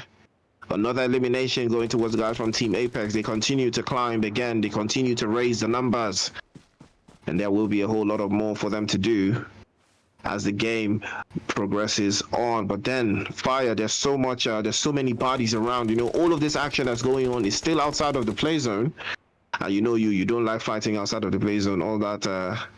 or the outsider violence. You know they like inside of a play zone. Man, But that's what's happening.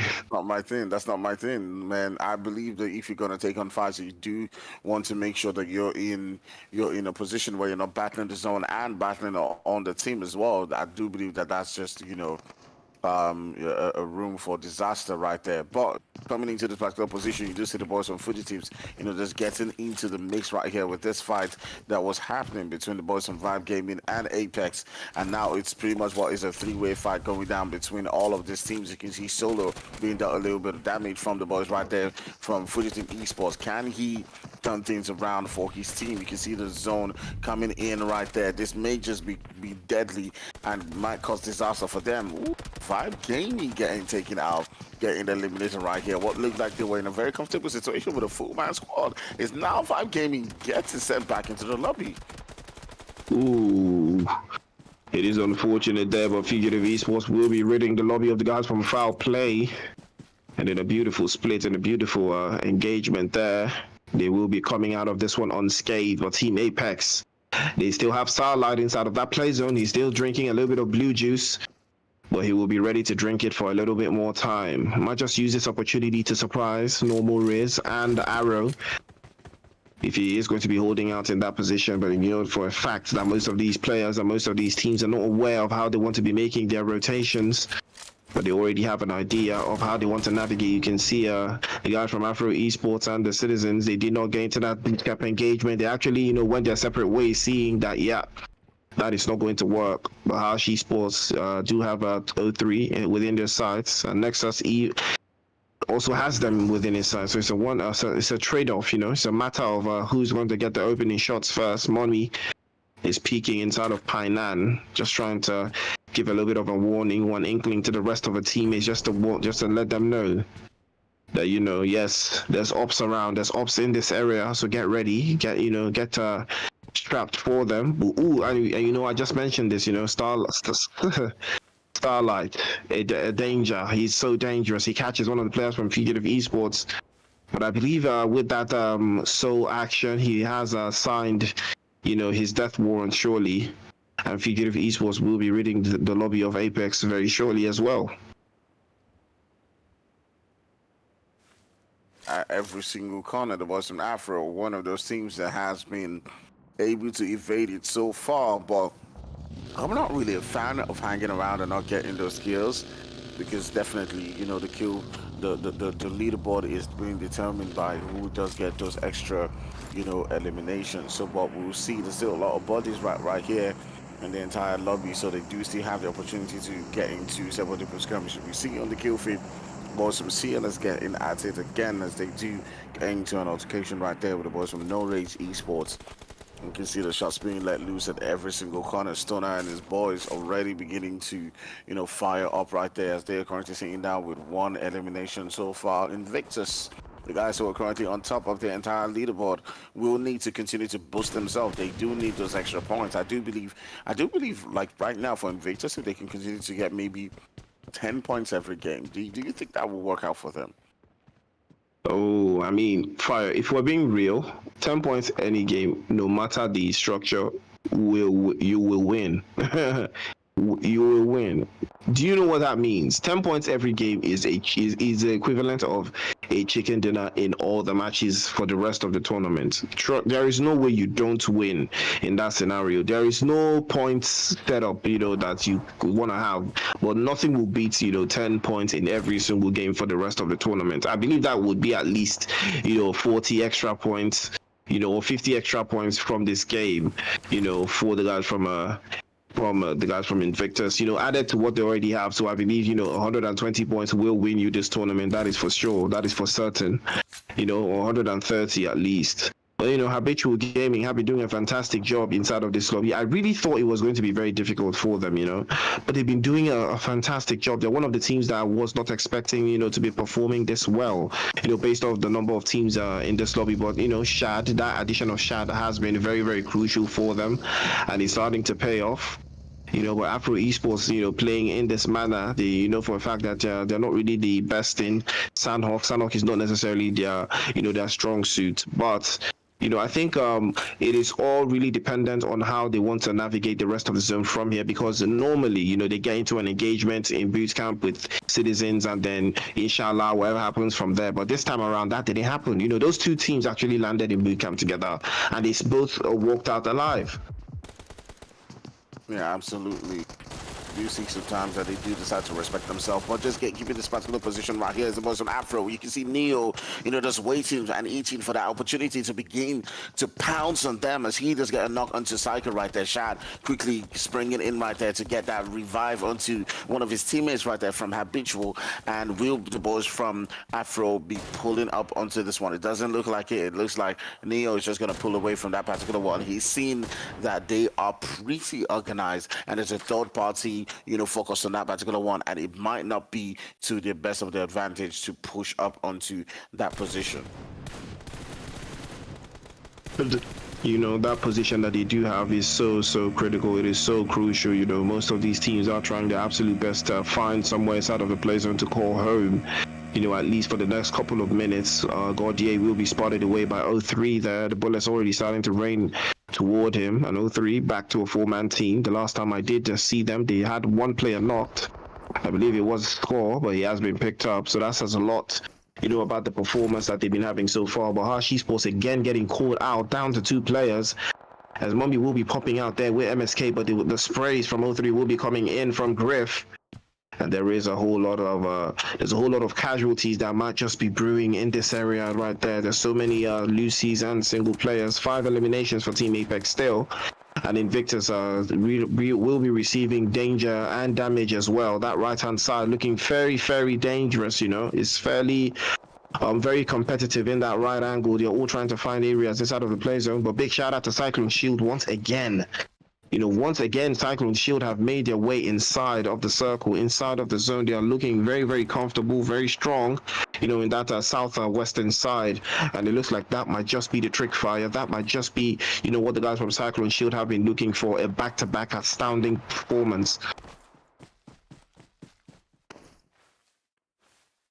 Right there, the boys from Cyclone Shield continue to try as much as possible to get themselves into the situations where they do get their eliminations so far. But now turning the sights onto several different teams, as we are, getting into that spot where we're moving into that 5th zone. Things are beginning to get tight. There's a whole bunch of teams right here. We still got about 34 bodies. We got 13 teams right here.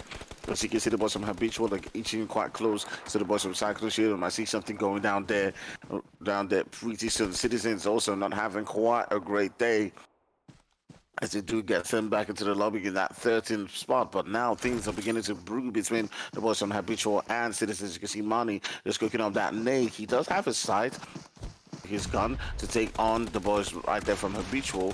He does try with that nade, and it does look like it's not his nade. It's going to be coming from Rose. It does get that knock onto one of the players right there from Habitual. He now turns the sight onto Shad.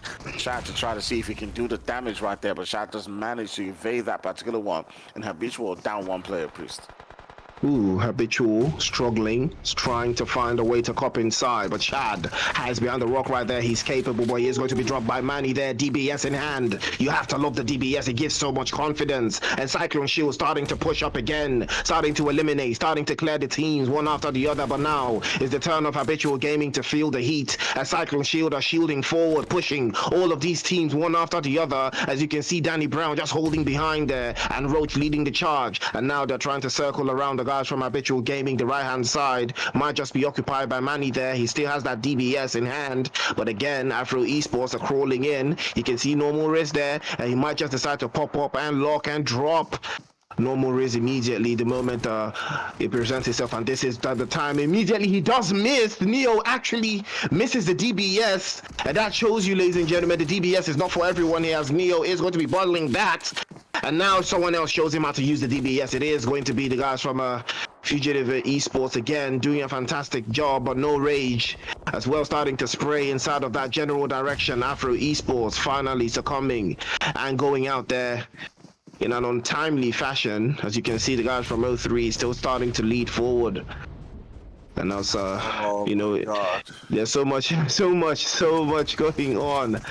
So much going on. Just take a look, Fire. Look at how they're running through every single team, one after the other. It is so impressive. Man, what looked like the boys from Cyclone Shield where, you know, had this one in the bag is now the boys from Habitual coming back and they're cooking. It's just left for the boys right there, Roach, to somehow, you know, defend his team. But the third parties are coming in. The shots are flying in for the boys from 03 Brothers, who are looking vying in for this position as well. Things are pretty tough. We got a lot of bodies still remaining within this small zone. We're moving into that phase 7.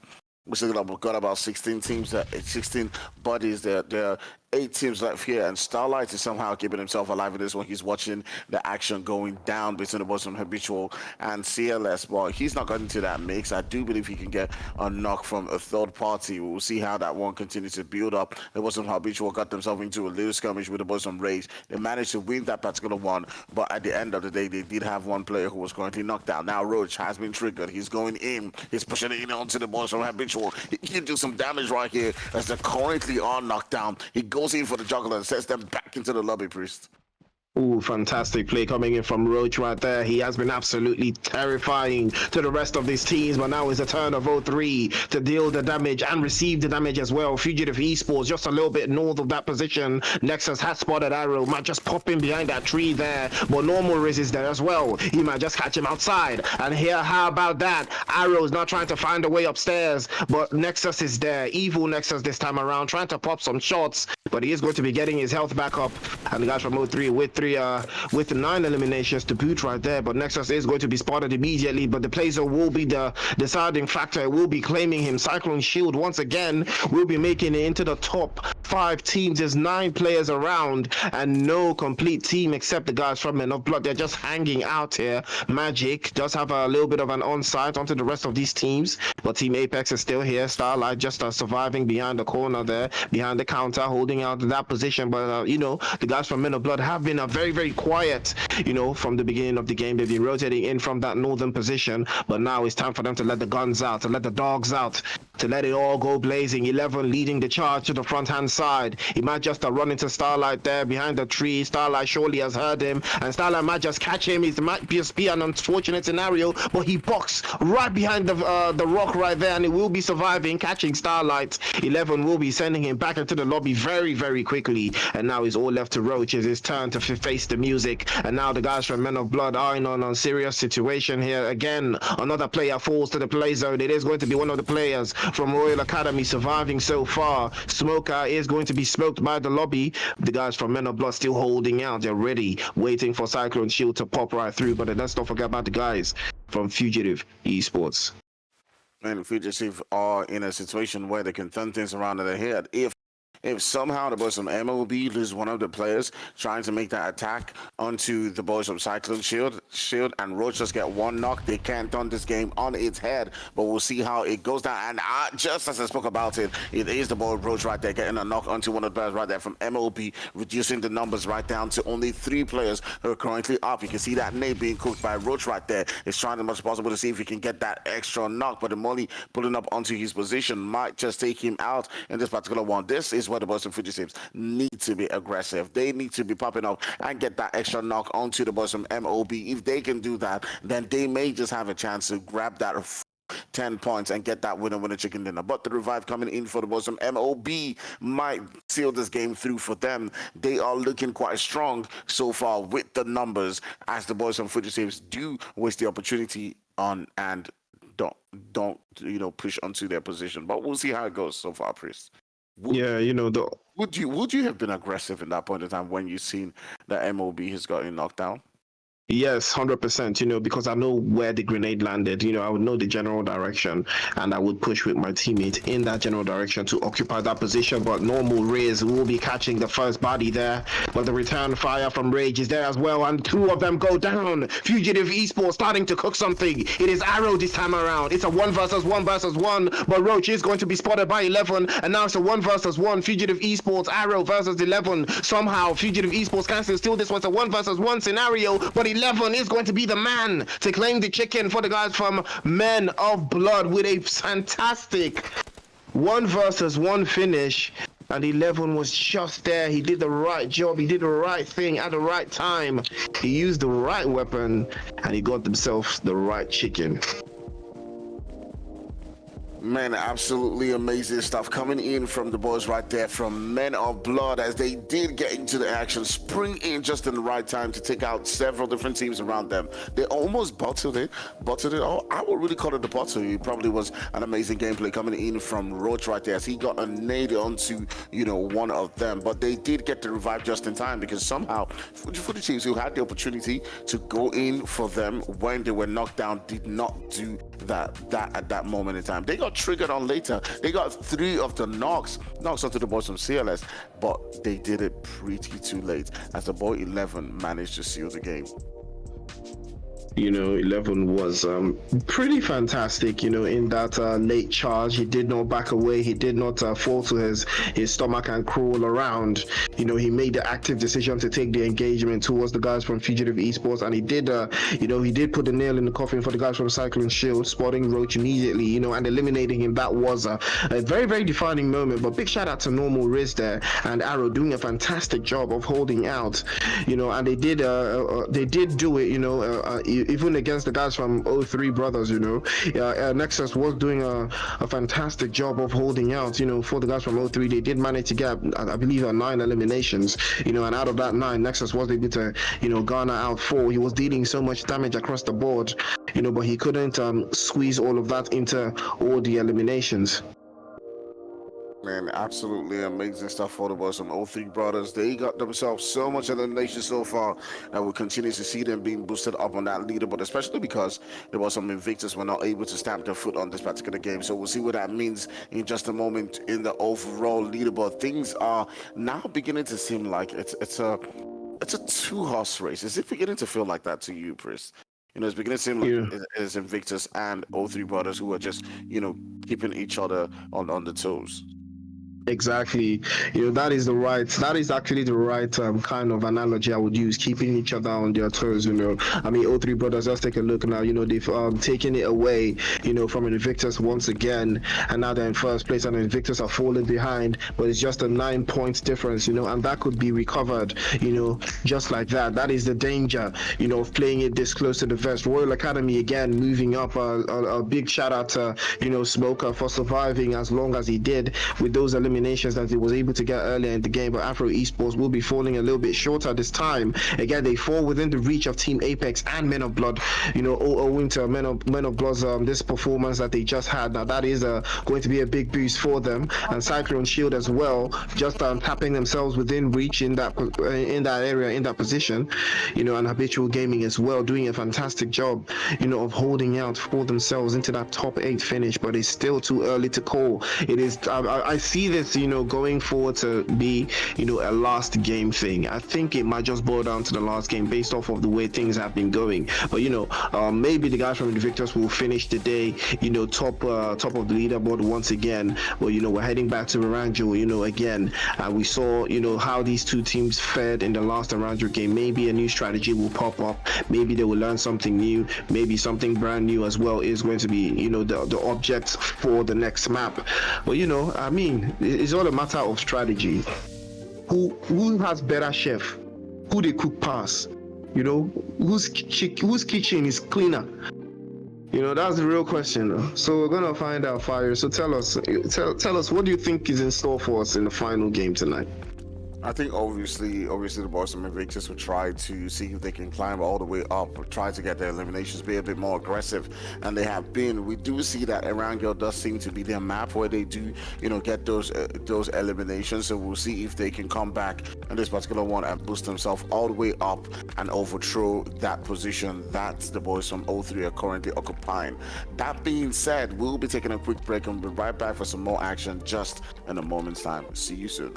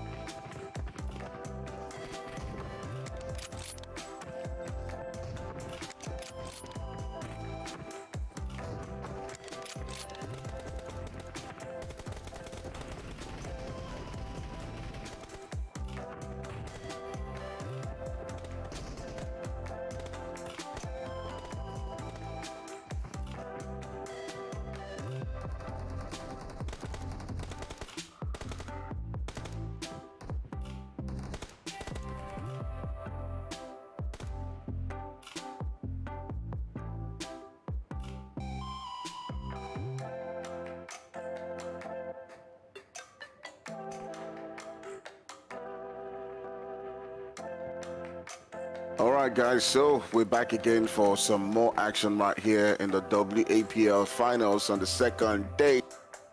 We've seen so many teams go absolutely crazy so far on the entire leaderboard. I know you guys were looking at that leaderboard and saying there was some, Bala Blue, some, so ooh la la. Town hall. We were doing town hall meeting.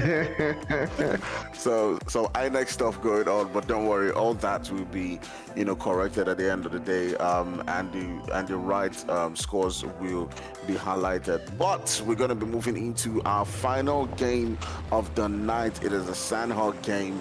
Who do you think is going to perform in this one? Do spam right there, what team you're supporting, and make sure you hit that like and hit the subscribe as we are now beginning to move into this Erangel game, Chris. Final game of the night, ladies and gentlemen. You know what time it is. It is the WAPL. 3,500 USD of prize pool money has been distributed to the masses there. So you know for a fact that these teams already know why they're here. They know what they're playing for, and they know what time it is. But now everybody is trying to get a taste of the top half of that leaderboard, just to get a bigger chunk of that prize pool money. First place being 600 USD. So that is I could use 600 USD in my life right now. My phone does, boy. But then Solo Esports will be having fun so far. They've been actually doing a fantastic job so far, really.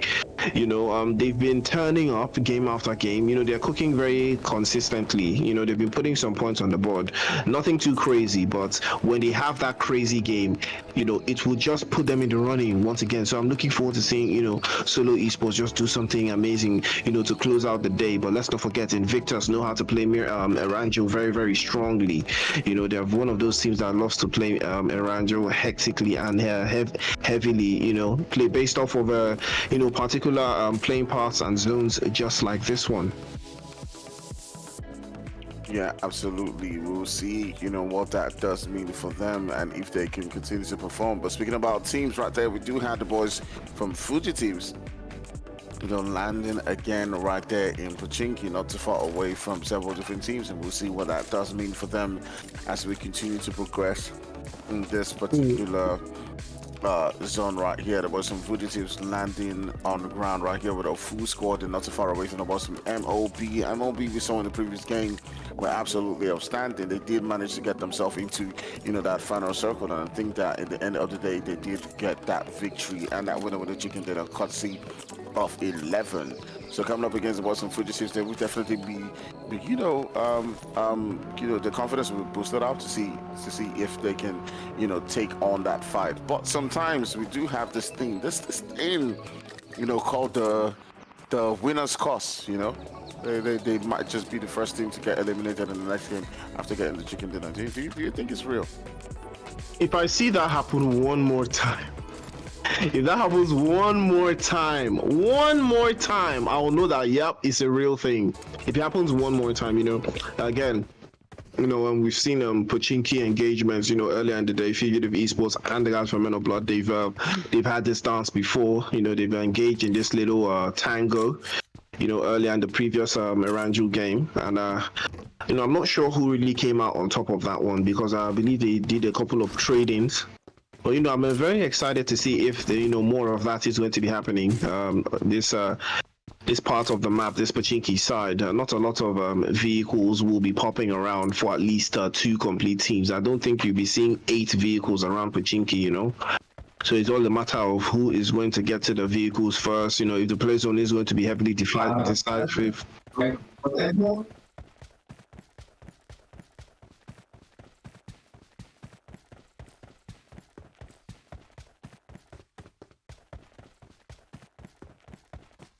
Right, so it's continuing on, to look at this game so far. The boys from Fugitives and the boys from MOB have continued, to just create some distance away from themselves. But this is a very strange one, Chris, right? You do have, the boys from MOB. I do think one of the players is looking for that one flank, to continue to create to get those angles onto the boys from Fugitives, and maybe this might pay off. But he's got to be careful because, if Lobby does get spotted here by one of the players from Fugitives, they could actually take him down without the support from his teammates. Yeah, there's almost a whole lot of support here coming in for the guys from Men of Blood. They do have a very, very nice split, but Fugitive Esports have the buildings. You know, the buildings in Pochinki can be very, very, very, very useful. You know, when it comes to 4 versus 4s, and every single team here is complete. There is no 3-man team in the lobby right now. And the work for the guys from Fugitive Esports might just be cut out for them. They are in a very interesting split though, Faisk. Just on top of the buildings, they're just jumping right through, trying to get the upper hand. The positional advantage onto the guys from Men of Blood. Magic is the closest player to his position, but Lobby will be pulling up as well. Fugitive Esports will be falling behind just a little bit longer here. They did have a very, very good, Sanhok game, but it might just be short-lived if they do go out here very, very early. Men of Blood, as we talked about, they did win the last game, took the Sanhok chicken dinner, so hopefully they might just be able to do it a 2 for 2 there. But I spoke too soon. A grenade is going to come right through from Faisk down to Lobby there, and now the guy from Fugitive Esports, this might just be the opportunity they've been looking for. Again, he sends a Molotov cocktail to burn him alive. As again, Lobby will be confirmed by Faisk there. Beautiful use of the Molotov and the utility starting to cook, but a grenade in return. Sent by Magic towards Faisk, but again, it's not going to connect. Faisk is still on top of the roof there. And Magic will be creeping inside of his building. It looks like a potential 1v1 might just be brewing here, as the guys from Fugitive just hanging out by a thread here. But they do have that first elimination, so they will have the numbers advantage and positional advantage as well, because they still have a play on the roof, and they might just have more. Man, absolutely amazing stuff coming in for the boys from Fugitives right there, as they do continue to hold a great position so far. We're seeing the boys from MOB losing one of the players, and we talked about this right? We're talking about the winner's cost, and if we see it one more time, we'll definitely know it's real. But it's looking like that may just be, something that could happen right here, as the boys from Fugitives, are looking like they can actually win this one. They've got one of the knocks right here. Fisk is holding a great position right on that roof and is looking to take out another player right there from MOB. You can see Arrow is just waiting. I'm not sure they're aware of his position, and he's just waiting to see if he can take out Rage from MOB, who's currently at a distance from his team. If it does get knocked out, there are too many bodies in between him and his teammates to provide him that support, and they could now seal this fight against the boys from MOB. There's so much at stake, for the guys from Men of Blood. They need a significant point increase based off of the performance they had in the last game. They did have a chicken dinner, but not enough, eliminations to change too much on the leaderboards. But Fugitive Esports might just use the opportunity to tap into Rage right there. Rage is trying to be moving away, and Arrow might just spot him. Oh, it's going to be a dangerous one here. He allows him to come way too close, and he is going to be tagged up immediately, and he is going to be sent back into the lobby with the quickness there. Fugitive Esports claiming yet another soul from the Men of Blood, and now it's a 4 versus 2, and the winner's cost just creeping a little bit closer to the guys from Men of Blood. They are down to 2 players, and now Faisk knows that Magic is just underneath his building. He hears them moving around, and he will be, calling the rest of his team to eliminate them. This might just be the opportunity that Fugitive Esports have been waiting for. It will be very difficult for the guys from Men of Blood to move away from this position without getting spotted away. Man, absolutely. The boys from Men of Blood are currently in a situation where they're pretty much circled around by the boys from Fugitives. But 11 is having none of that as he continues to fight it on for his team. He's not believing in the caster cost. He wants to break that cost, make sure that they can stay alive as much as possible within this particular game. And you can see that him now taking down one of the players right there from Fugitives. He takes down Arrow. Fisk is currently on top of that building, trying as much as possible to hold things down. He is the one who's keeping 11 at bay right here, preventing him from making that push and getting the finish onto that player right there from Fugitives. And you can now see that Norman Reese is now coming into the fight. He's taking a look at 11 and boom! Oh! And this is where the game now begins to turn it on its head. They're down to the last player. They can get this revive on Arrow and make that push onto Magic. Yeah, sure. Magic is not safe anymore now. They know where he is. Just take a look at Fisk there chasing him. One shot after one shot, chomping from roof to roof, from edge to edge there. He continues to chase Magic. He knows he doesn't want him to escape. He knows he wants to rid the lobby of the guys from Men of Blood. He's continuing to chase him down. He does not want him to escape, and he can hear Magic's footprints, his footsteps rather, as he tries to escape there. 1 versus 1 scenario here. Fifth continues to chase him, and this might just be the end for the guys from Men of Blood. Just take a look. He's not letting him rest, and that will be the end. The winner's cost is real. It's real. Yeah, it's real. Yeah. Woo! It's real. It's real. Yeah, it's real. I've seen it too much now at this point. It's a real thing now. Yeah, it's a real thing. Yeah. So that means we go to use them the play bet. Yes. I'll use them the play bet. Men of Blood eliminated in 16th place right after claiming a chicken dinner in the last game. That is the winner's curse in full effect. And unfortunately, it will be the tantamount of their success. So nobody should say it was our fault. It was not me. It wasn't Fire. We literally all experienced this together. We experienced this as a community. We've seen now that it is real. We did not actively curse out Men of Blood. The chicken dinner win is what followed them into this game and followed them out. Exactly. AKA. Yes, aka village people, your generational ops, the ops that you inherited from your generation, the ops you inherited from your family, the ops you inherited from your neighbors. Those are your village people. Never ending ops. Man, absolutely crazy stuff right there. All right, we'll continue to see how this game builds up as the leaders of the last game have gotten eliminated so far, but we're still looking onto the entire lobby to see how different teams are going to perform, as that zone is pretty much just in that central position. We also got the boys from O3. O3 brothers have been, their position on the leaderboard doesn't tell you the entire story because they should be on top. But, judging from the points I calculated in my head, they're currently sitting down that second spot, just a few points behind the boys from Invictus. And great, Invictus has been wonderful, but the O3 brothers have been consistent every single game. They've been getting those kills upon kills in every single match. They look like a winning team for me, Chris. Yeah, I mean, I would be lying if I didn't say, I don't believe in O3 Magic, and they are one of those teams that actually tends to turn up on the final day. They are one of those teams. They've learned that from the likes of the guys from Slant 4KT, that final day, shenanigans. I've seen it, time and time again. But I've seen the guys from Invictus get into a little bit of a skirmish there. I believe crossing the path of Solo Esports, they will be getting a first knock. I believe Neo was the one that opened the gates onto that engagement. You can see Temp just rotating from the right-hand side, starting to spray into the guys from Solo Esports. They are in a 2-2 split here, and Solo Esports are in serious danger. It's a 4 versus 3. And they will be taking a little bit more from this engagement, though. Neo will be playing behind, and he will not be engaging this fully.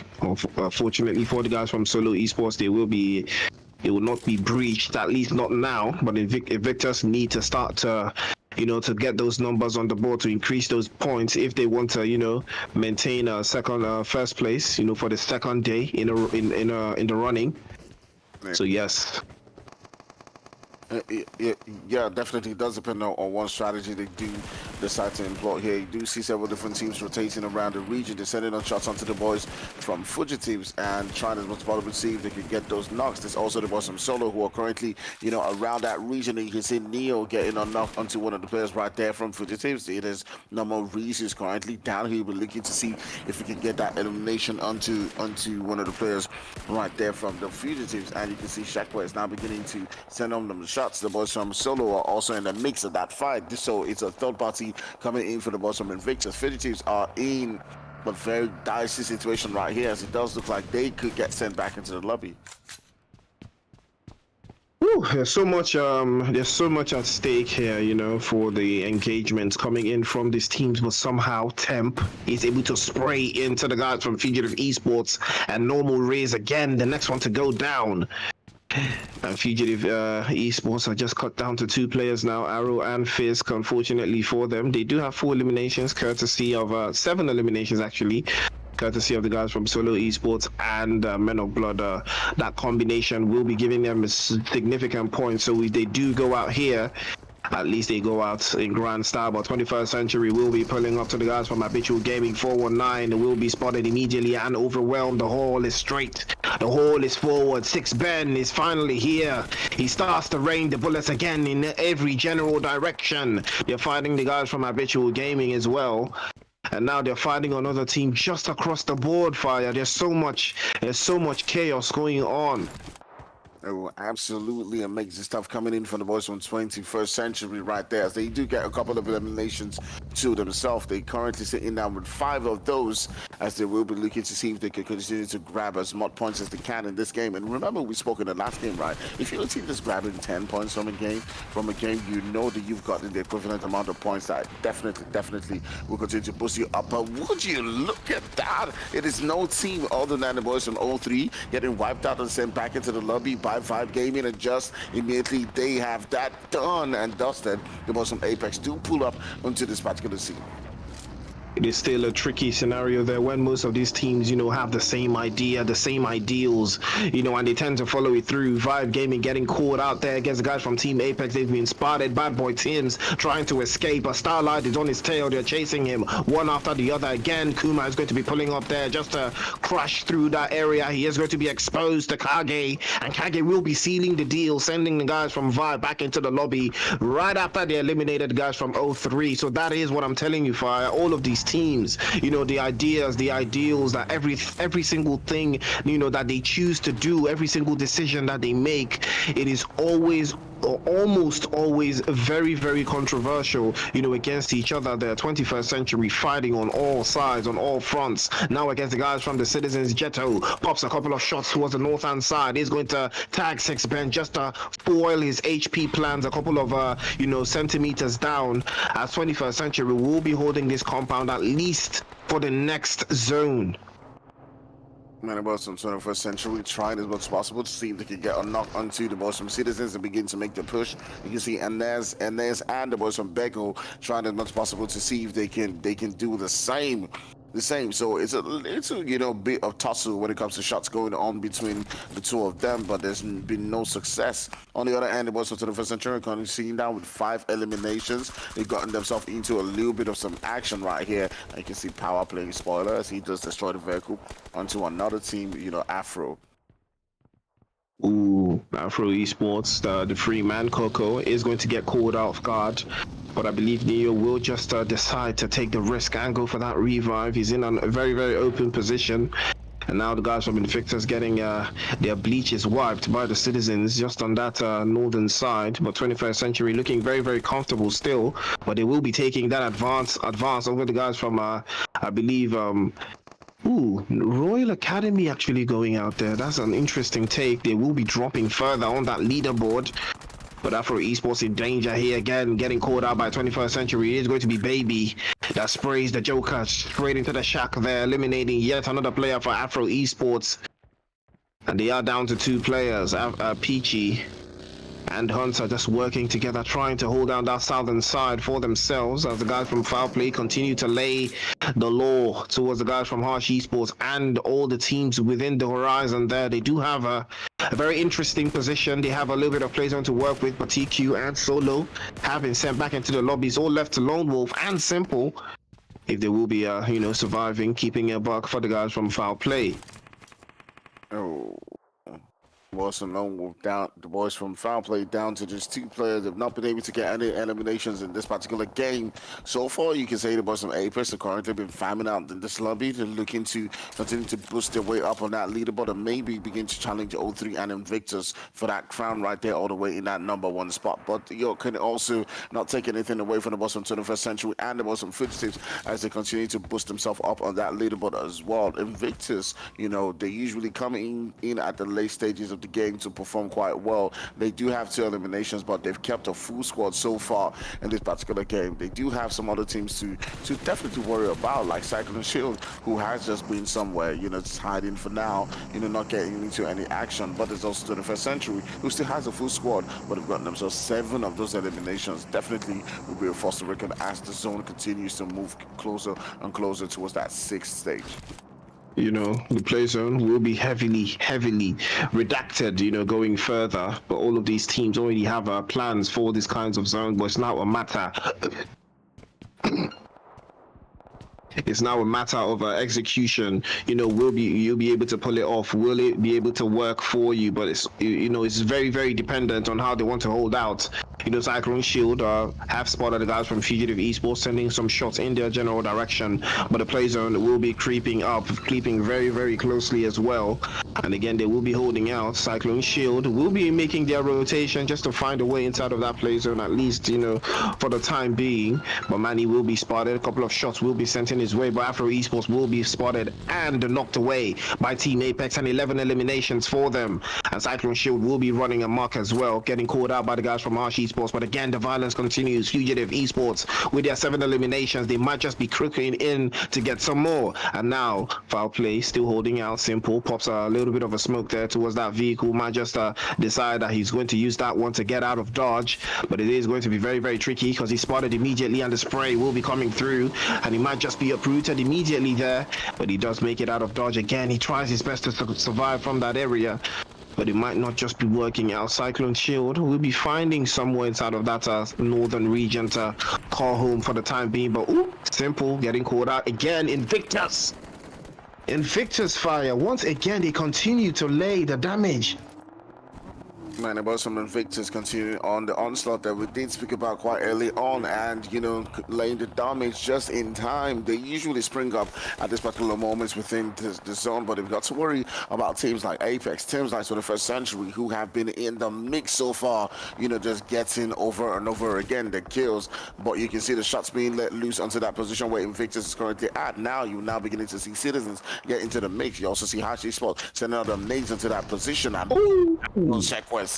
Oh my goodness, the boys right there from Harsh is MSK, who is dealing the damage onto the current leaders of the leaderboard. Foul Play might just be making that call that they've been looking for there. He pops right through, he spots him, and that he drops him immediately as well. Lone Wolf making the right play, making the risky play, and it will be working out for him. Foul Play just getting themselves an interesting number of eliminations here, all down to one player, the Lone Wolf, the lone man, surviving for Foul Play, holding out for the rest of his team, at least, you know, climbing some points for them on the leaderboard. But it continues to hold out. Again, the Citizens are still enjoying a little bit of play zone blessings there, as they do have the last player, the survival master Roach himself for Cyclone Shield, just hanging out on by a thread just a little bit in the corner there. But Jetto pops outside, and I believe they know that Roach is inside there, starting to shoot, you know, towards the door there, and I believe they are ready to take the engagement. He burns himself instead. And that will be the end of the guys from Cyclone Shield going out there in 7th place. And not the best of games for them, Fire. Not the best of games for them at all. Yeah, absolutely. But we'll see what that means for them at the end of the day. They've been able to rack up some few points, you know, starting all the way from that Miramar game towards, you know, the several different games that were held. But now let's turn our sights onto the remaining 6 teams who are left in this particular game.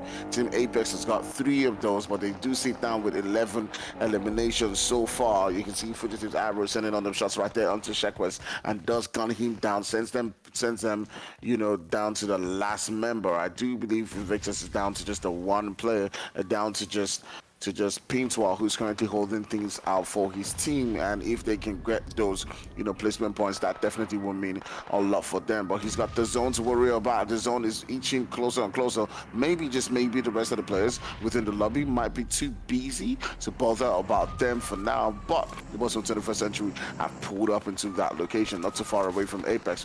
But down goes Pintoir to the boys right there from Citizens, you know, who have only 2 kills to their name, and we're down to just 4 teams left within the lobby. The Citizen is starting to shine through the darkness for themselves here, holding out and moving it just inch by inch, trying to get inside of that play zone. They do have the numbers, but so does our 21st Century and Team Apex with 12 eliminations apiece. And now these teams might just be running into each other. It looks like it is the time for the guys from Apex and the 21st Century to buck heads, but Fugitive Esports is just right in the middle of them. So they might just play spoiler. They might just be the the violent team that steals something from this engagement. Again, you can see Baby on that left-hand side just trying to look towards the Citizens to catch a quick knock or find an opening for them to keep them at bay for now. Okage just look towards the roof, peeks inside, tries to send a couple of shots right there, but Roy is out of dodge and out of position. But the play zone is etching very, very closely. But take a look at Bego. He's climbing on top there. And what a vantage point Bego has taken for the Citizens. This might just change the outcome of things. But then Jetto will be spotted there and will be dropped to his knees. He falls immediately. And Arrow might just be using this opportunity. Once again, Fugitive Esports surviving into the top 4, and now it's Arrow with a fantastic grenade just by the corner there. Drops them down to about 20 HP apiece, but Roy will be making it out of dodge just in time as Kage will fall immediately. Team Apex in a serious scenario here as the shot starting to ring out again. Roy sends a couple of shots one more time. He is going to drop Blessing, and now Team Apex in trouble. It's all left to Kuma, and he might just use this opportunity to hold out for the rest of his team. The smokes starting to come out, and now this might just be curtains for the guys from Team Apex. They've done a fantastic job of holding so far, but now Bego is trying to be the thorn in their side, not letting them rest. He has no idea of where the violence will ensue, but the smokes continue as Kage will be confirmed and Team Apex will be sent out there. An unfortunate scenario. 21st Century is the team to put them out of their misery.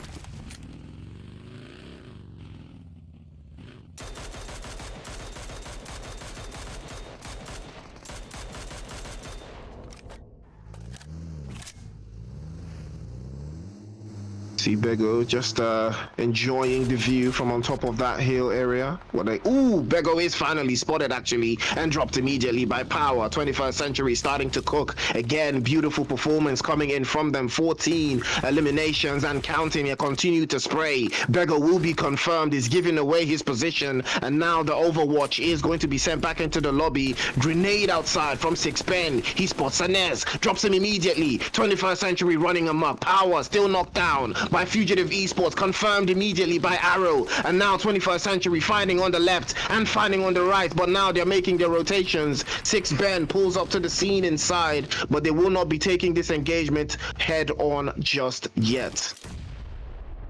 Absolutely amazing work coming in from the boys from 21st Century right there. You can see Citizens trying to get that revive onto the player and Nets right there, and those nades being sent onto that particular location. But boom, that goes Jetto. 6Ben spotting another player right there from Citizens. He's about to end this one right here as Citizens are down to just the last player, down to just a Nets, who's trying as much as possible to hold things down. They do pull up into that region, and at the end of the day, it's the boys right there from 21st Century who do get that winner chicken dinner and get themselves 19 eliminations along the way. That is 29 points, Priest.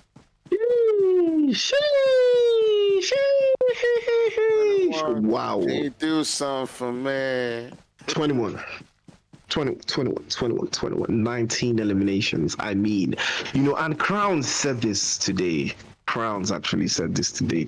That 21 can actually cook in this lobby. Would they surprise? I remember the message he tagged me a couple of hours ago actually, and he said that there was a possibility that 21st Century could do something like this, and here they come. They do a fantastic job of getting themselves 19 eliminations. I mean, that is a banger. That is a big finish, but again, some teams still performed very, very well, very exceptionally. Fugitive Esports being one of them, Team Apex as well. And I believe even Invictus were able to gather some points on the board for themselves there, put something on the board, and I believe that they got some rank, some placement points, to back it all up again. So I believe Invictus are still, going to be just edging it through, just staying one step ahead of all of these teams, and that is what the WAPL is about, staying one step ahead of the herd. All right. It has been a mad day so far. We just completed our final game of the night. We'll be taking a look at the leaderboard, at the stats. Who is our MVP, guys? Do remember to hit that like and hit that subscribe. Tell us what you think about the game so far as we go through all of the stats of the final game. Well, Fire, I'm very interested in seeing, if there's going to be, more, coming in from this game, because we saw the guys from 21st Century, hold out a lot of teams from that house that they had. The moment they took it away from Habitual Gaming, they claimed it for themselves and they started to operate from that area. I believe, that was the deciding moment, for them, and Baby was very, very, crucial to that engagement. And I believe that is why, he is the MVP. He is that baby, the main baby. Yeah, absolutely, man. This guy was dealing so much damage in this particular game. You can see him, just leading the pack right there with 1,101. So the 6 kills doesn't tell the entire story. Probably some of his kills were stolen in that particular game, or you can even see that he got some extra assists right there for his team, and kept them, up right there and continue to boost the kills. But at the end of the day, the team to the first century came out on top, getting 19 kills right there, 14 assists to this particular team. And at the end of the day, they did also grab themselves the winner chicken dinner. Just in a moment's time, Chris, we will see what that means in the entire leaderboard, how that does shake up things. Are the boys from 21st century going to be able to boost themselves all the way into that top 3 spots? We'll see pretty soon. Team Apex was super in the game. 12 eliminations to them, but then again, Fugitive Esports, right out of Pachinki, they were just tearing through, getting violence, in every single elimination that they caught. First off, they started with the guys from Men of Blood, and then they moved on to Solo Esports, with a 2-man team. They survived the guys from Invictus, and they survived onto the final top 3. I believe they got into a little bit of an engagement there into the guys from 21st Century in that final circle, and that was just enough for them to survive, enough for them to get to, some significant engagements there onto the guys from Team Apex when it all came down to it. So that was, what I love to see about the guys from Fugitive. They did a fantastic job. But 21st Century still super performance, cracking the 3K code, 3-6 code actually, so that tells you a whole lot. They were just farming away, shooting away at every single team, and they continued again and again and again. And they didn't stop. Fugitive Esports doing the exact same thing, perfect performance coming in from them, right out of Sanhok straight into this game. So that tells you a whole lot, of coming in from the guys from Fugitive Esports. But Vibe Gaming as well, they did get some numbers on the board. I believe they did eliminate 03. And that's, I believe that is what helped them to, get these damage points, because I believe the engagement was worthwhile. Yeah, absolutely crazy engagement going down at several different corners. We will be taking a look at the overall leaderboard. I'm not sure if that is, ready. We'll see. I'm very interested in seeing what the leaderboard says right now. I do believe that Invictus would still be up there, but 21st Century surely have entered the conversation now. Surely they have. Now they've cleared the doubts and everyone needs to be reckoned with. But, 6Ben is back, so I'm not surprised at all. I've not been seeing 6Ben, a whole lot of 6Ben action so far. So... yeah, we'll see if that can boost them all the way up, and they continue to perform quite well in tomorrow's final game. But it's just one more day that's left for all of these teams to be able to perform. So we'll see what that leaderboard does entail. But hearing from the production right now, we will be, posting that final leaderboard on the second day on Instagram. So we'll be calling it a day for now as we go on our day break and come back same time tomorrow for some more action right there. It will be the final day of the WAPL. Who gets crowned as the best team in the entire West Africa? So good night, guys. We'll catch you same time tomorrow. From me and Priest, it's good night.